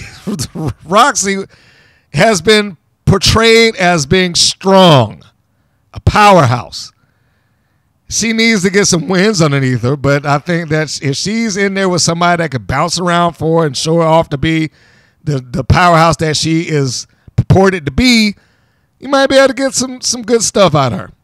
This was not going to be that match because Chainsaw is not some sort of bump machine. Although she did go down more so for Roxy than she would anybody else. The one part of the match that I did not particularly care for, there's a point where Roxy does a drop toe hold on Chainsaw. Chainsaw is trying to get back up. She looked like she damaged or possibly hurt her knee on the way down. And then Roxy stands over top of her and claps her hands, I guess trying to get the audience to participate. And she just jumps up and squats down and lands on the back of Chainsaw like 2-3 times. I'm not sure if that's a move or a thing that would catch on anywhere else beyond WoW. It doesn't look good on TV. It doesn't look like it would be hurting this person. Certainly not to the point that, all right, now that I've done this, let me see if I can get a pin. But so you get Roxy and she starts going after the leg of Chainsaw. And of course, we got Daisy Lane on the outside, or as everybody else likes to refer to as Timu, Alexa Bliss. So she's out there, and then we got Roxy, and she tries to make a charge at Chainsaw after Chainsaw gets free and hobbles over to the turnbuckles. Roxy charges in, but she's hoisted up and tossed over the top, which then Chainsaw begins to choke Roxy with her own arm. She wraps it around her throat. Lane walks over there and pulls Roxy off of the apron, which causes her to land like face first onto the side of the ring. Then we got our overacting extras on the outside, like, ooh, that looks, painful and whatnot. Roxy's able to fight back at least momentarily before Chainsaw just tosses her back into the ring. So she's still the resident monster here. as Lane is out there giving her instructions, and never mind the fact that her going babyface and flipping over to the dark side was maybe one of the weakest angles in stories I've ever seen, and that's saying a lot because the bar is super low, at least in this company. Roxxy is able to get some momentum at some point when she starts running the ropes, and then she gets a big shoulder block on Chainsaw. Brett takes her down. She's about to do something else to Chainsaw, but Chainsaw gives her a jab in the throat. That opens it up for Timu to go over there and drop Roxy's throat across the top rope. Of course, the referee's not paying attention to that because after... Now, in fairness to this, it does make sense that the ref would be admonishing, or at least attempting to admonish Chainsaw, because she gave her a thrust in the throat, and that made Roxy walk backwards towards the drop throat across the top rope spot. The referee's like, hey, you can't be doing that. She's talking at the Chainsaw. But once Roxy gets draped across the top, now she's bouncing back towards Chainsaw, who catches her in a choke slam. If there's one thing that WoW has taught their girls about being in a chokeslam, because they all pretty much sell it the same way. When the hand goes around your throat, you got to stand there and shake your head no. Just no, whatever. No one has any other expression point besides that. It's just with the hand around the throat, make sure you shake your head no. Because you don't want it to happen. Don't try to fight free. Don't grimace. Don't have any other outlook or expression on your face. But Chainsaw gets her. She pops up, gives her a choke slam. 1, 2, 3, and she's done. That's it. A short match and really nothing else to it. It was another okay match. It didn't really have anything attached to it besides that they had field time. Nothing wrong with that. Because you got to have your... another match in there somewhere, right? So, the announcer needs to stop the one fall thing. Now, this is just a little side note. Every match does not need to be opened up with, the following contest is scheduled for one fall, and I got to hold up the microphone so our fake audience can say one fall along with me. Yes, that was the thing that started up on the indies, but the fans there did it on their own time. And because they wanted to, not because they were told. So, yeah, I really wish they would pull back on doing that at times. Last ring announcer did it. This ring announcer does it. I'm sure when they hire their next ring announcer, they'll do it too. We go on to the next segment. Sibley Scoles having another interview segment with Top Tier. Top Tier do not seem concerned, bothered, annoyed, or anything like that due to anything that took place in the previous week. She being Sibley starts the interviewing, and they just are as happy. I shouldn't say they. Coach seems perfectly fine. The other two just are there until it's their time to intervene and grab the microphone like they grab the microphone all the time. I mean, I get it, but where is this going? If Candy Crush isn't yanking the microphone out of Coach Campanelli's hands, she's yanking the mic from Sibley Scoles. And then Gloria Glitters yanking the mic. Why are we doing this so much? I mean, you can just wait for your turn and say the stuff that you're saying. And here, it didn't amount to anything at all. It's just like, what are you interrupting Coach for? I was like, did she interrupt Coach? Coach was done talking as far as I know. But they grab it and they're like, you interrupted Coach. Why you do that? And nobody interrupts the coach and whatever the heck else they say besides that, because it's non-important. But as they're talking, I'm writing down here's like, what happened to the aftermatch blow-off that we saw from Top Tier? None of that was addressed. Now, some of you might be asking, what aftermatch blow-off do we have? Now, the episode prior to this one, you know, every week they always advertise the next week fans, you know, that type of thing. Well, they had a little clip following the loss of Top Tier to the hodgepodge team of Xena Phoenix and Kalaki and the hobbling, crippled Ashley Blaze. When they had that match and they lost, they showed in the ring Top Tier looking like they were arguing with each other. Like Coach gives a shove to both of her members and they shoved back. It's like, okay, well, that looked like it might be interesting. But then, nothing. Not even brought up. Wasn't even mentioned. Never mind the fact that we almost never hear from the babyfaces when they're involved in a feud. And I guess that's what this was supposed to have been. It was supposed to have been a feud. But I think it's safe to say at this point, Top Tier has got to be somebody's pet project. Top Tier and Animal Instinct have to be somebody's pet project. They eat up so much TV time and go nowhere. I mean, at least you could justify it with the Fab Four.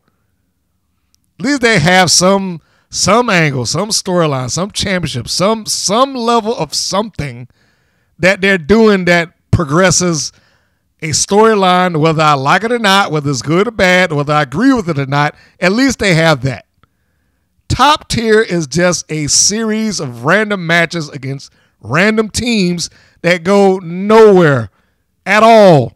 And this match was no different.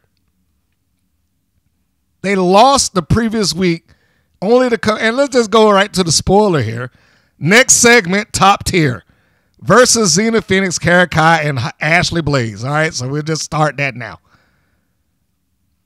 But it just means nothing. Spoiler alert, Top Tier won. For what?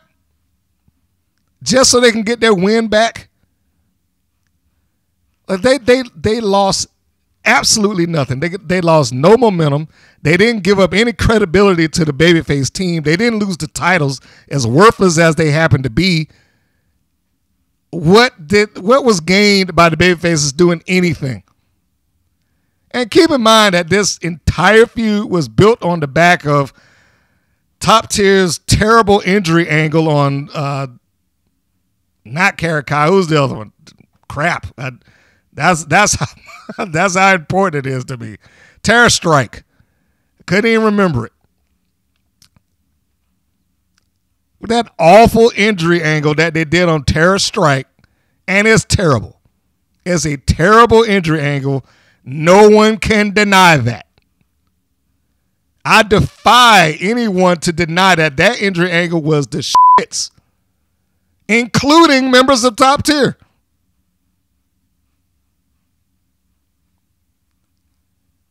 But here we go. We got this match, and it starts off with Coach cutting another promo after she just came out of an interview segment.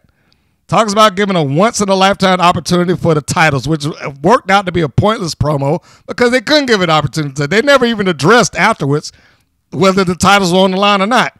Why do we say that? Because here comes the babyfaces. And what was alleged to be a trios match, only two of them are healthy enough to do it. And, of course, Dave McClain is acting shocked like he had no idea that Ashley Blaze was hurt. She was hurt the last time they had a match. She was on crutches then. So it only makes sense that 2 weeks later in their TV universe, 2 weeks later that we're just going to give them another shot, and I'm not going to bother to check to see whether you're cleared to wrestle or not until the last minute.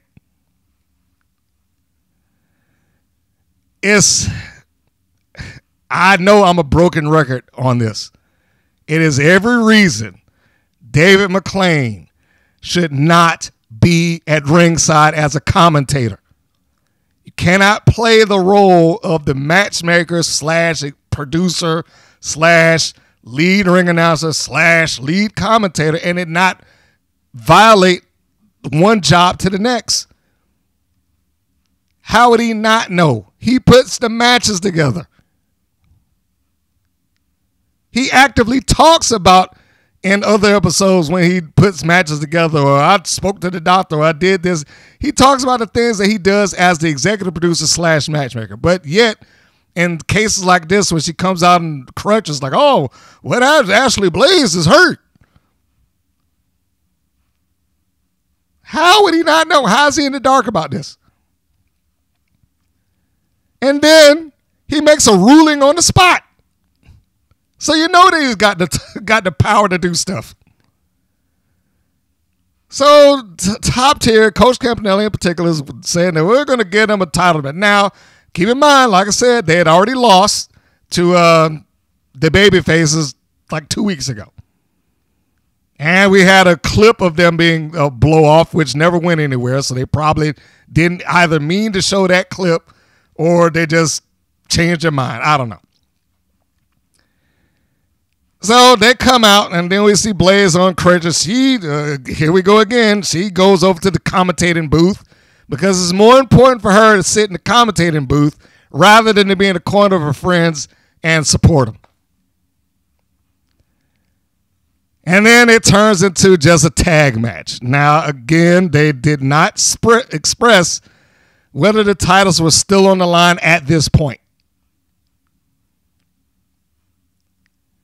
And somehow or another, McLean called somebody Goldie. Well, he didn't call somebody. He called Gloria Glitter Goldie Collins. And Goldie Collins has to stay on the outside. I was like, where's Goldie Collins at? That's not who's there.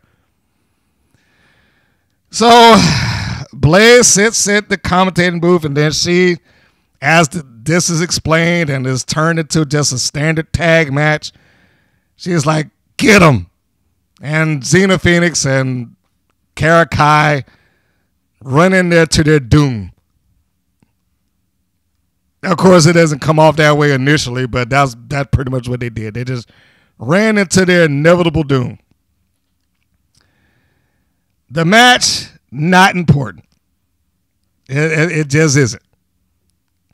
Even though it is alleged to be part of some feud, not important whatsoever. Now, just like the first match that I talked about, in a vacuum, could you enjoy the match? Sure. Absolutely. If you got nothing related to the match, it's history, whatever angle that they tried to produce, if you don't have any of that involved in your mind looking at this, the match is perfectly fine. If you even attempt to try to put some logic to this, it loses value. But the two members of top tier that decide to participate in this match are Coach Campanelli and Candy Crush. Gloria Glitter's out on the floor.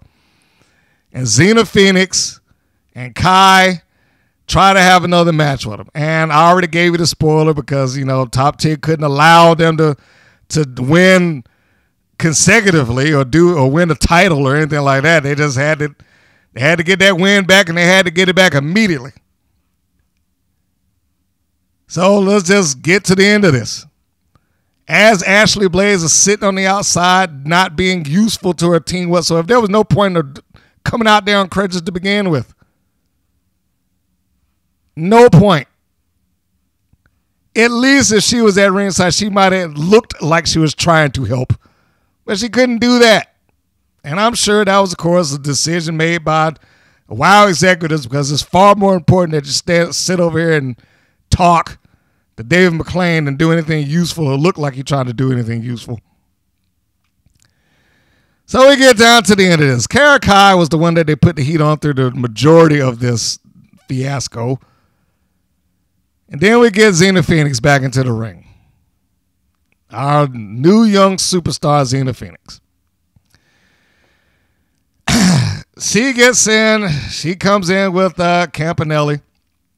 She starts doing the babyface cleanup. All right. At some point in the match, she's able to go for a cover against Campanelli, and with following a suplex. In fairness to her, she performs all this stuff very well. She does the float over for the pin. And Crush sees this, tries to drop an elbow on the back of Phoenix. Phoenix gets out of the way, so the elbow drops on Campanelli. Now she's like, oh my gosh, I just hit Coach. Kai comes up and then tosses Crush out of the ring. But it didn't make any difference that she tossed Crush out of the ring because Crush pretty much beat her up on the outside without any assistance. And meanwhile, Xena Phoenix gets Campanelli down and she's trying to get the arm bar off of on Coach. The camera angle isn't really good here because part of that narrative would have been that Coach tapped out. But because of the way that the camera is showing the action, you might have missed that Coach tapped out. Glitter got up on the apron. She's distracting the referee. Phoenix is able to break the grip that Coach has, blocking the armbar, and then she gets it into the armbar. That's when Coach taps out. Like I said, it would be understandable if you didn't see the tap because of the way that the angle is on the camera. Crush gets in and she saves Coach. Then, after that, Coach Campanelli, of course, takes the advantage of this, hooks the end of the leg, and 1, 2, 3, Xena Phoenix is done. And there we go.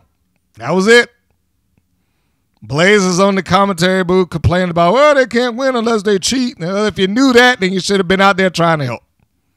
It makes it very hard for me to have any sympathy for her personalities or the characters that they're playing because there was no effort there. And it's always the baby faces. It's always the baby faces. Either they act like they don't know that their opponents are walking out with a manager or a valet or a bodyguard or somebody else that you know full well is going to cheat. But, even though I have friends, I'm going to come out here by myself. Or if I do come out, well, I'll just walk past that and sit down and talk about the stuff right when it's happening in front of my face. It's just annoying. The whole top tier, I can't even really say angle. So I'll just say trajectory, whatever that happens to be. The whole top tier trajectory is just annoying. It's pointless. It's not going anywhere. It's not doing anything. It means nothing. And like I said, the only thing I got out of this is that they lost a non-important match 2 weeks ago because they didn't even put the titles up. And then they just had to get the win back. That's what this felt like. There's somebody's pet project. I don't know who, but there's somebody's pet project in that place. So, anyhow, Ashley Blade's argument about them, they can't win unless they cheat, in my mind is devalued because if you knew that, you should have did something like that. And let's not pretend that her being on crutches is going to be some hindrance because the last time she was on crutches then and she worked out fine. She was beating them up with the crutches to that point. So why wouldn't you be in their corner and try to support them now? Pointless. The next segment is Samantha Smart and her promo, which is apparently somewhere behind the set. The Classmaster stands around doing nothing because I don't know at what point she lost the ability to speak, but she just stands there like a lunkhead and listens to Samantha Smart talk about whatever it is she's talking about that she got off of Google or straight out of the thesaurus so she can overuse big words in a promo. And it just hit me the other day. I was like, the combination of Samantha Smart and the Classmaster is like if you went back to year one WoW and you took the Disciplinarian, not Disciplinarian version 2, but Disciplinarian version 1, like I said, from way back in 2000. It's like if you took her and split her up into two people. Samantha Smart represents her attitude and her personality and her need to just try to talk down to people using every big word that she could think of at the time. And then the Classmaster is just the body that goes in there and does the work. That's it. And once we get out of that, then we have the promo on the other side of the equation. Mayfield and Abilene Maverick doing the promo walking down the WoW hallway, which is, you know, a little bit different than the WoW stairs from back in the day, but it's the WoW hallway. It's a little bit better than Smart's promo because Maverick is a good speaker, especially when she minimizes the high-pitched shrill that she does to try to be overly annoying. When she gets out of that, she's a good promo. She's been doing this a while. It's not surprising that she's a good promo. Barbie Aiden, former NWA Women's World Champion, who is now Abilene Maverick, but they can't really acknowledge that the fact that she was a former NWA World Champion because they had to give her this. It might have had some more value to it if they kept her name, but maybe they didn't want to. Well, clearly they didn't want to. Maybe she didn't want to. I don't know. But then as this is going on, they show the studio B-roll of them both. And it is a night and day difference in terms of appearance. Not in terms of work, but in terms of appearance. It is night and day. Paola Mayfield, for whatever I can say about her in-ring work, looks like a star.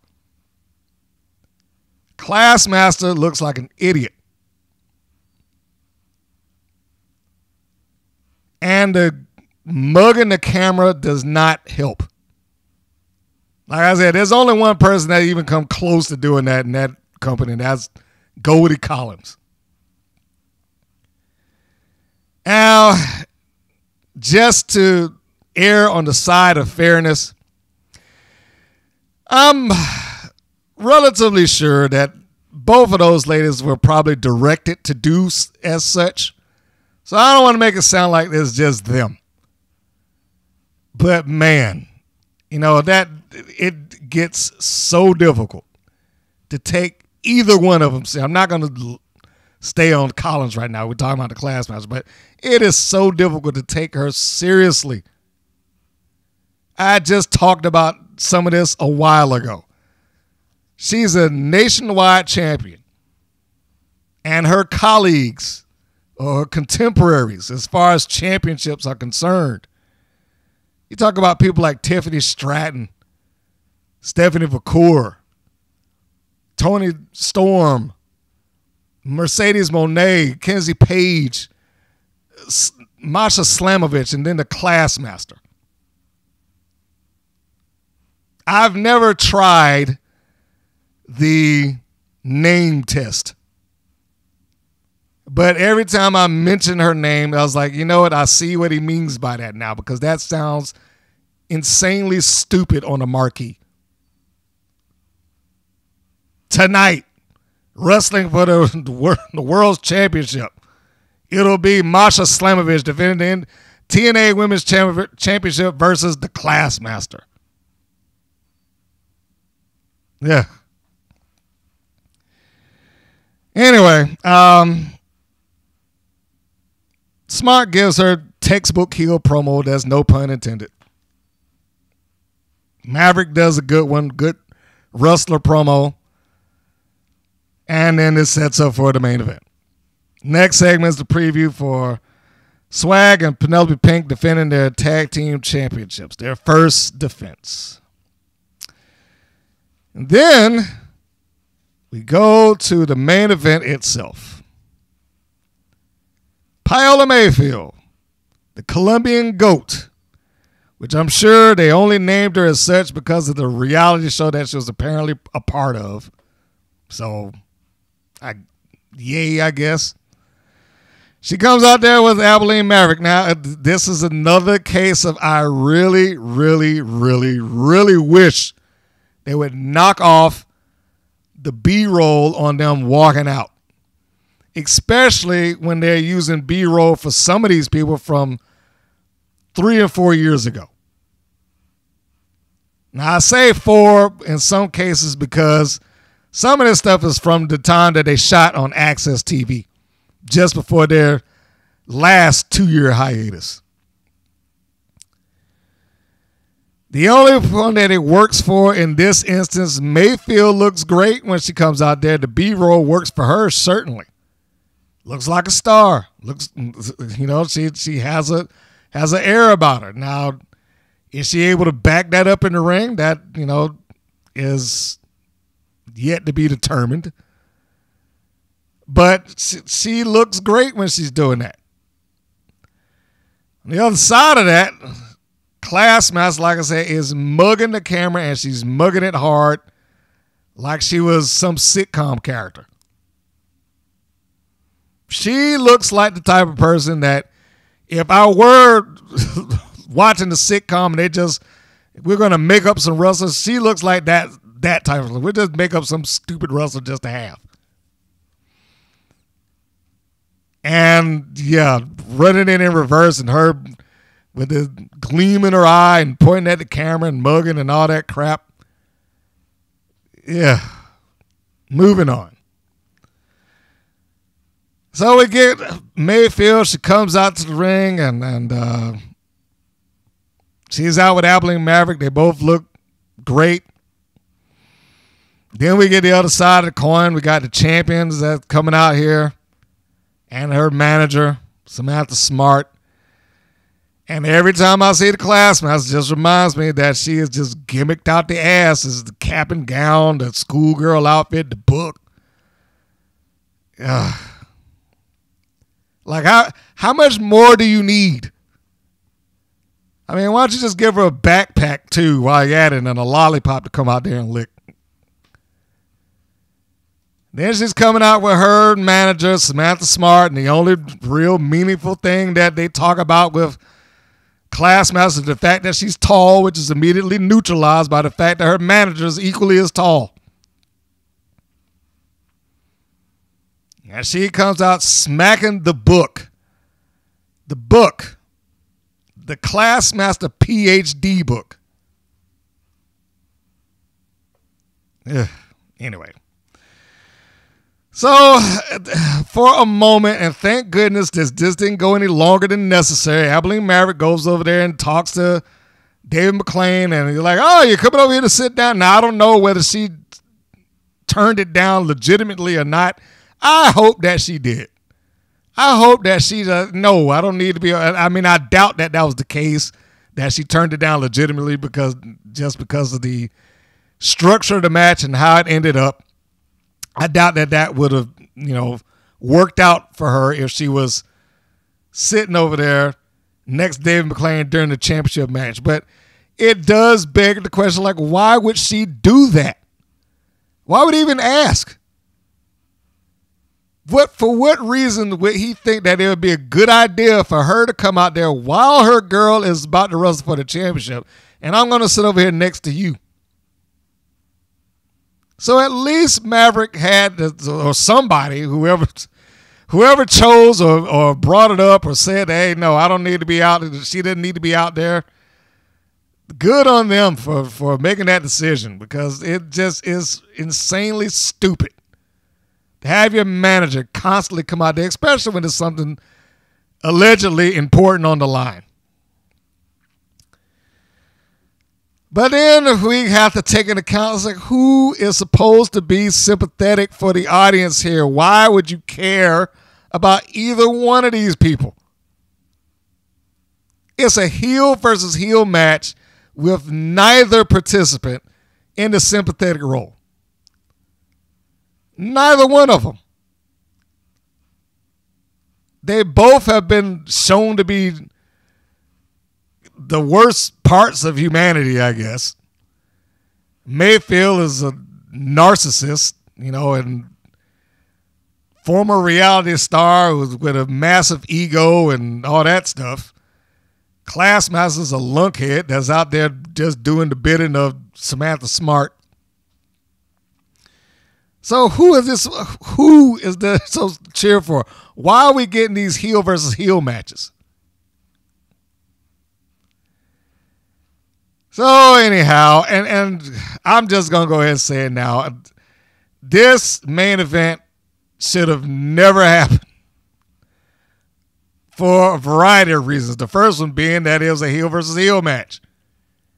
And there's no one there for the crowd to cheer for. Not that that fake crowd cares anyway. But Mayfield looks good. I don't know if she's ready for the spot of being a main event person. I honestly would give more credibility to the Classmaster in the ring over Mayfield at this point. And then we got the managers out there jawing with each other.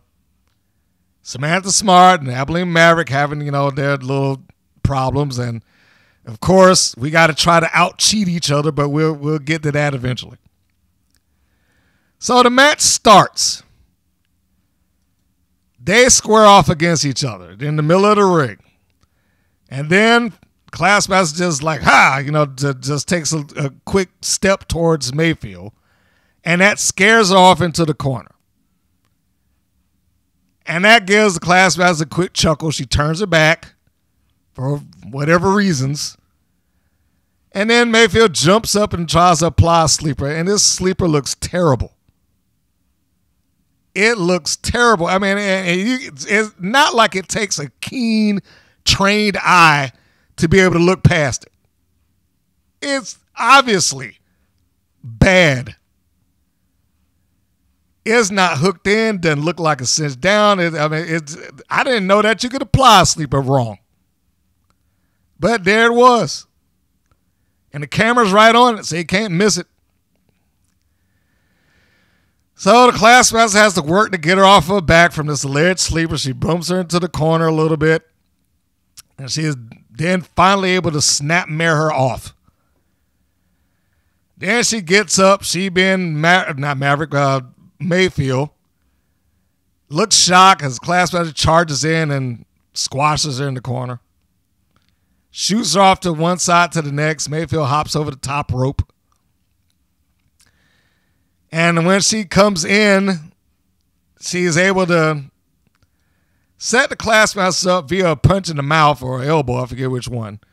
She gets up to the top rope and she gives her a drop kick and pretty much grazed the Classmaster at that point. So it wasn't even a real good hit.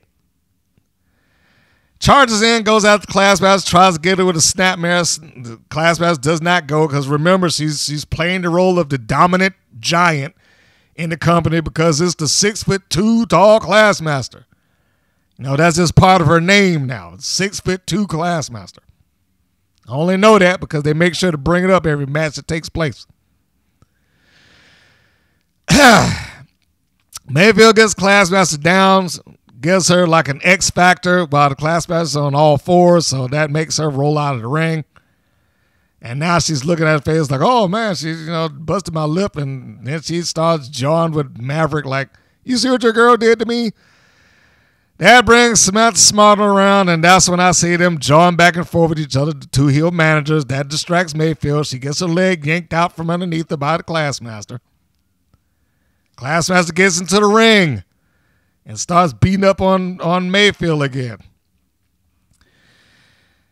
Runs her face first into the turnbuckles and starts wearing away on her. The match looks like it's in slow motion. I don't know if that's the tempo that they wanted to keep, but it just looks like they are down like a quarter speed or whatever the case may be. And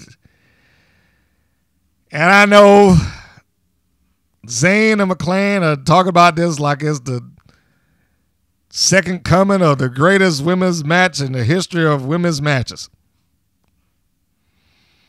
Then we get a scholar collar, whatever you want to call that, which theoretically should be a pin on the Classmaster. Fortunately, the referee actually is leaning down there checking the shoulders. Thank goodness for that. Because that was the first thing. It's like she is leaned all the way back in this submission hold while Mayfield is on her. And we've seen people get pinned over sillier things than that. But at least at that point, the ref was doing his job. I can give him that much credit before I take it away later on in the match, but we'll get to that. So, Classmaster's playing the dominant, beating her up, drops the leg on the back of Mayfield's head, gives her a pretty good leg drop. She does deliver those well. Everybody on the outside is just applauding and clapping, and all the extras out on the front row are just excited to death. And then you got Classmaster and Mayfield still in the ring doing their thing. Mayfield looks like she's just being brutalized by the look on her face. Now, here's where I had my first issue. A couple of weeks ago when it was Classmaster and Santana Garrett, the mere thought that Smart was going to use her yardstick to do anything in the match, and she wasn't anywhere near anybody at the time, made the referee like, hey, you can't do that. And then he took the yardstick away from her and gave it to somebody else on the side. Here, she's obviously about to do something. Mayfield is draped over the bottom rope. Samantha Smart is right in front of the referee's face. She takes the yardstick and she's about to do something and is not even attempting to hide it. The referee is right there. He's right in front of her, looking at her. And she's about to try to do something with the yardstick. And this time, nope, I'm not going to try to take it away now. I'm just going to hold you from doing anything with it, and I'm going to stop you from utilizing it and just, hey, go back to your corner. Whereas last time it was important that I take this thing away because I want to stop the potential that you might do something wrong. Meanwhile, all of that's taking place when the referee starts talking to Samantha Smart for whatever reasons, holding this full-on conversation. Classmaster hoists Abilene Maverick. God damn it. Paola Mayfield. Hoists Paola Mayfield up on her shoulders to do who knows what, because I never know where her finish is supposed to be. She hoists her up on her shoulders and just starts walking backwards because we know that we got to set up our next spot.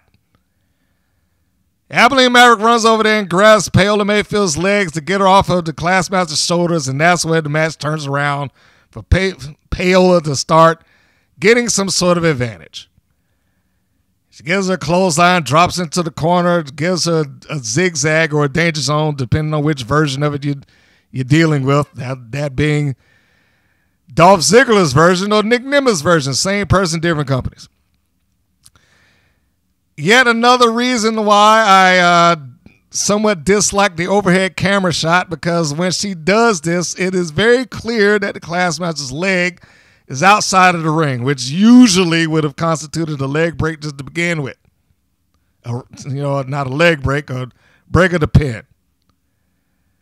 But even though the leg is out, she grabs the rope, which breaks the pinfall. So now, here we go to the, you cheat, so I got to cheat. It looks as if Mayfield is going to try to do that neck breaker of hers, which is a very weak finish. She gives Classmaster a gut shot. That bends her over. And she decides that it's a good idea to go running towards the side that Samantha Smart is on, so Samantha Smart can grab her leg and hold on to it. The referee sees this, but Samantha Smart's not doing anything, not letting go. Classmaster sees that Mayfield is being held by Smart, and she decides that, well, I'll run to the opposite side of the ring and maybe get some momentum. She is now caught by Abilene Maverick, who is doing the same thing, holding on to her leg. And they are both clutching the legs of their opponent's opponent. And they're yelling at each other across the ring. Again, who are you supposed to be cheering for here? Who is sympathetic? Why is this happening? So the second they let them go and they go charging at each other, then the Classmaster boots Paola Mayfield in the face, which I'm sure that thing probably whiffed her head by a mile because it didn't look like it made any sort of contact. And the only saving grace for that would have been the fact that it was shown from the floor cam, and it would not have been the overhead that would have shown it not hit. I am fully convinced that that thing did not connect or even look like it connected. But before she can go for the pin, Mayfield somehow is cognizant enough to roll out of the ring and escape. She gets out. She's, I guess, for a moment, a second or two, possibly, I don't even think it was that long, comforted by her manager, Abilene Maverick. Then she gets back in as Class was like, hey, get in here. As soon as she gets in, then Mayfield is able to cut Classmaster off, but like a jawbreaker, because Classmaster tries to charge in and grab her. And Mayfield just, grabs her head and drops down to her knees. She gives a pump kick, puts the Classmaster down, and then here is where we start to have some issues in the match. I mean, further issues, because I already had issues.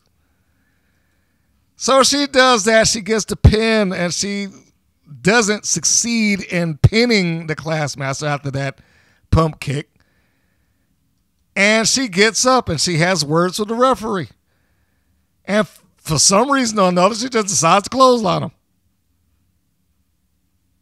I don't know why. She just, I could understand if there was some level of frustration that was being portrayed within the course of the match.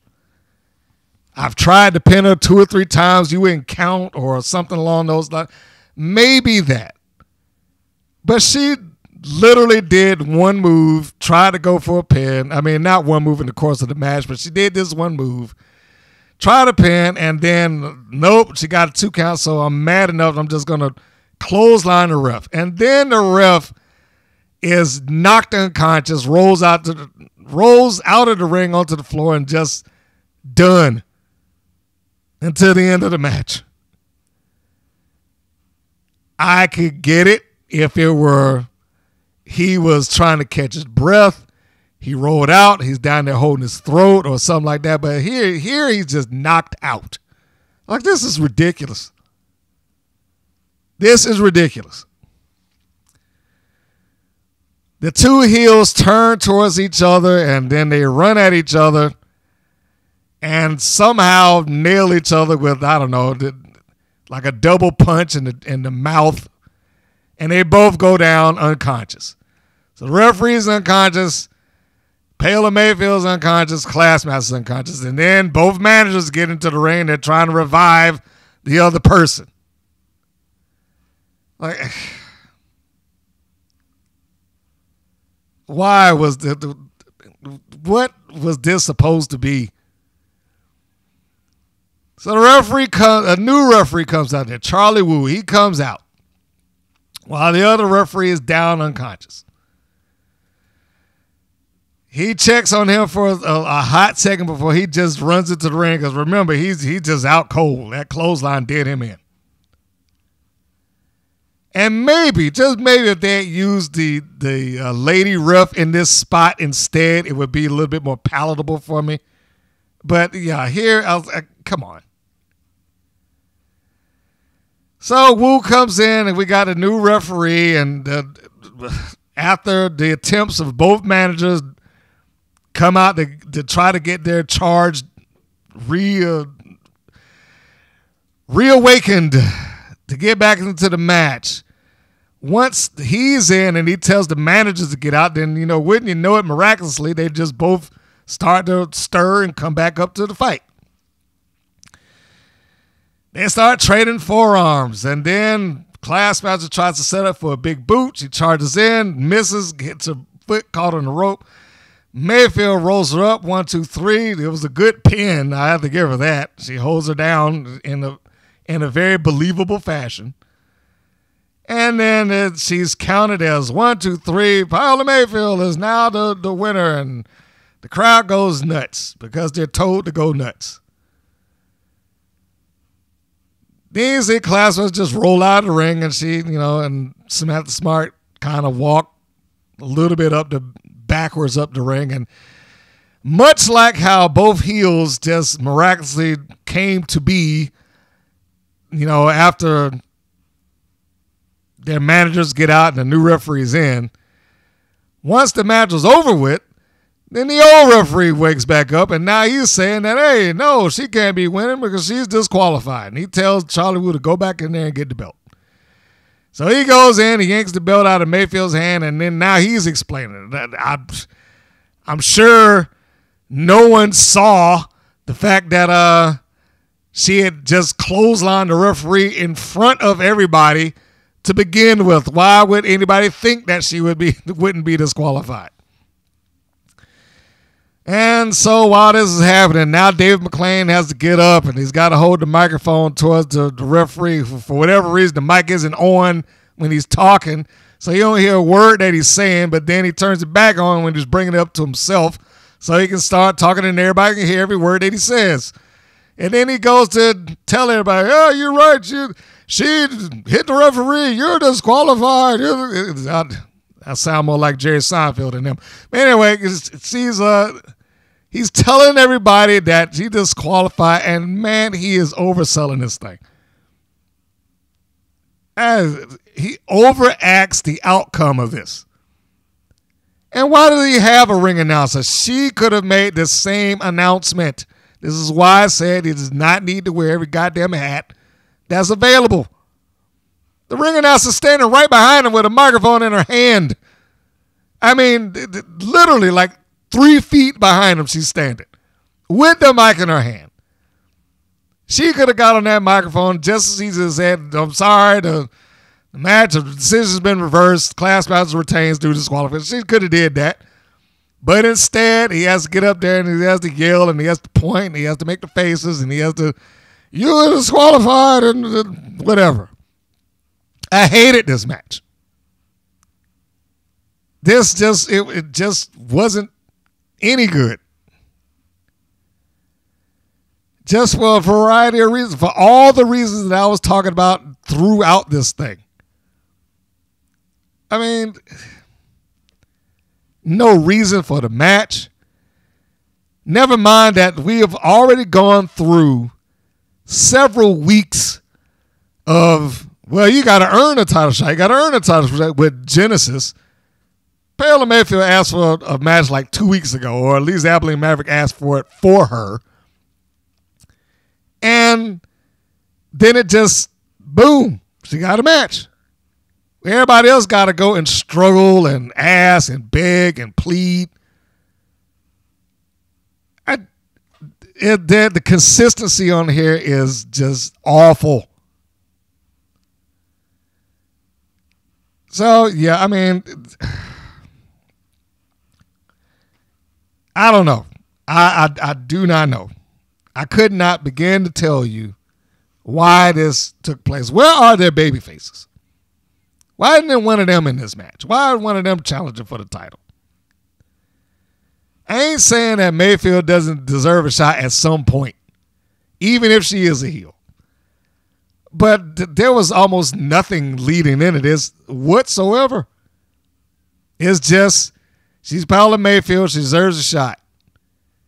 Meanwhile, you got Santana Garrett doing the over babyface thing. And I don't mean over in a good way. I mean in the sense of overacting. She's being an over babyface. She's doing too much of a babyface. I'll just wait my turn. I don't know. But that was the show. And it makes me really question what is the effort here? What are they trying to do? There's every reason though. Like I could see how they started losing viewers. I always bring up, it's like at one point they peaked out about just a little over 500,000 viewers last time they released ratings. But then when those ratings started drifting downward or trending down, all of a sudden those ratings weren't available to be seen anymore. And to this day, I still haven't found anybody that provides them. TV data, Nielsen, any other television/TV data outlet. WrestleNomics, can't find it. Then it's just not there. And if they're doing anything over 200,000 viewers, I would be immensely shocked. Because I would imagine that they had good ratings, it wouldn't be secret. If they had some good ratings, like high ratings, this would not be some sort of secretive issue. It would be probably available for the world to see. But that ain't happening. So I am forced to believe that that ain't the case. But that was the full review of this episode. And you can imagine, just based on that alone, how I felt about any of this. It just, if that was the main event, I was like, I am like really, really disappointed in them that they even offered that up as a main event. Yeah, they can't all be winners. I get that. They cannot all be winners. But I'm just going to go and say it now. I don't think Mayfield, for whatever it is that they are paying her, whatever it is that they try to position her as a top name, for whatever it is that they try to make her out to be this great acquisition in their company and whatnot, she's not ready for that. I'm sorry. She's not ready for that. Maverick can talk her up. Maverick can, make her sound good and all that stuff, but Paola Mayfield is not ready for that. I'm not going to say that about the Classmaster in this environment. She might not be ready for it outside of WoW, but in WoW, she's probably fine. The only thing that I have issue with is her gimmick and her overdone gimmicks. And how she acts outside of the ring. In the ring, I'd still believe you can get something out of her if you can get her away from all of that nonsense. But I doubt that you're ever going to get away from any of that. She doesn't seem like she is bothered by it or wants to go. So anyhow, as I said earlier, getting back to present day, I had an episode of WoW that I pretty much bypassed because it's WrestleMania weekend, and as I'm talking about this, what I'm about to read has already aired. I will probably see the second airing, or I'll just watch the recorded version of it a little bit later on, because I still got WrestleMania Night 2 to watch, and I'm far more interested in that than anything that WoW is going to do for me. But let's see what it is that I missed, shall we? Normally this would be the preview, so I'm going to treat it as such. It is going to be Family Feud Championship Edition. Bear in mind, this is the first time I'm reading this.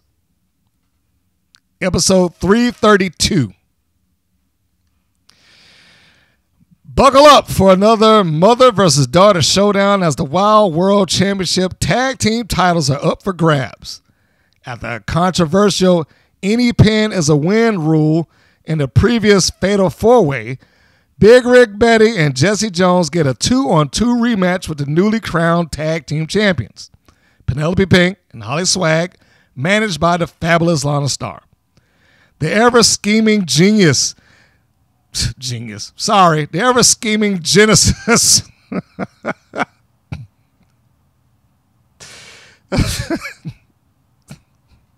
Okay, let me back that up. The ever-scheming Genesis has a bone to pick with Santana Garrett. Both powerhouse superheroes are fixated on snagging the WoW Championship title. Damn, get it right. Get straight. But first, they must battle it out with one another and earn the right to a coveted title match. Good Lord. Tiki Chamara and Kalaki the Island Girl press on as a team to take on Animal Instinct's Goldie Collins and Katarina Jinx. In a singles action, eco-enthusiast Scout Parker takes on Mexican sensation Valentina Diamante. Good. Where's she been? I'm trying not to cuss too much. Oh, boy. So, first thoughts. I'm relatively sure that Big Rigs and Bourbon ain't getting them titles back, so I'm expecting Swag and Pink to survive somehow, one way or the other. Why is Genesis and Santana Garrett trying to get another title? Genesis lost clean as a whistle to the Classmaster. Yet another heel versus heel match, and Santana Garrett, not but a week or so ago, talked about, I'm willing to wait my turn. Why is she even trying? I mean, what was that promo for?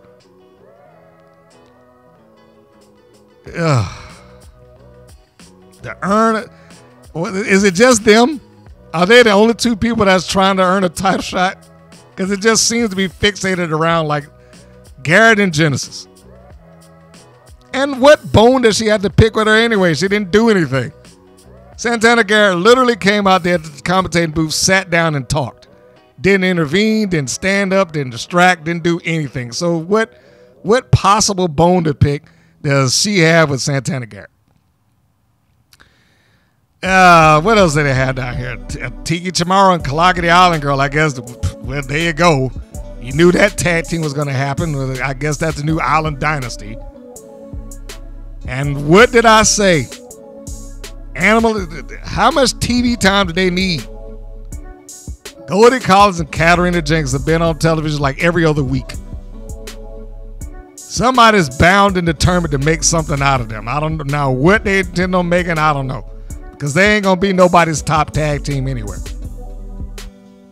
They might be a tag team, and they might actually get the Wild Tag Team Championship. But they ain't going to be nobody's top tag team anywhere. And then Scout Parker and Valentina, like I said, where has she even been? She's been off of their television for months.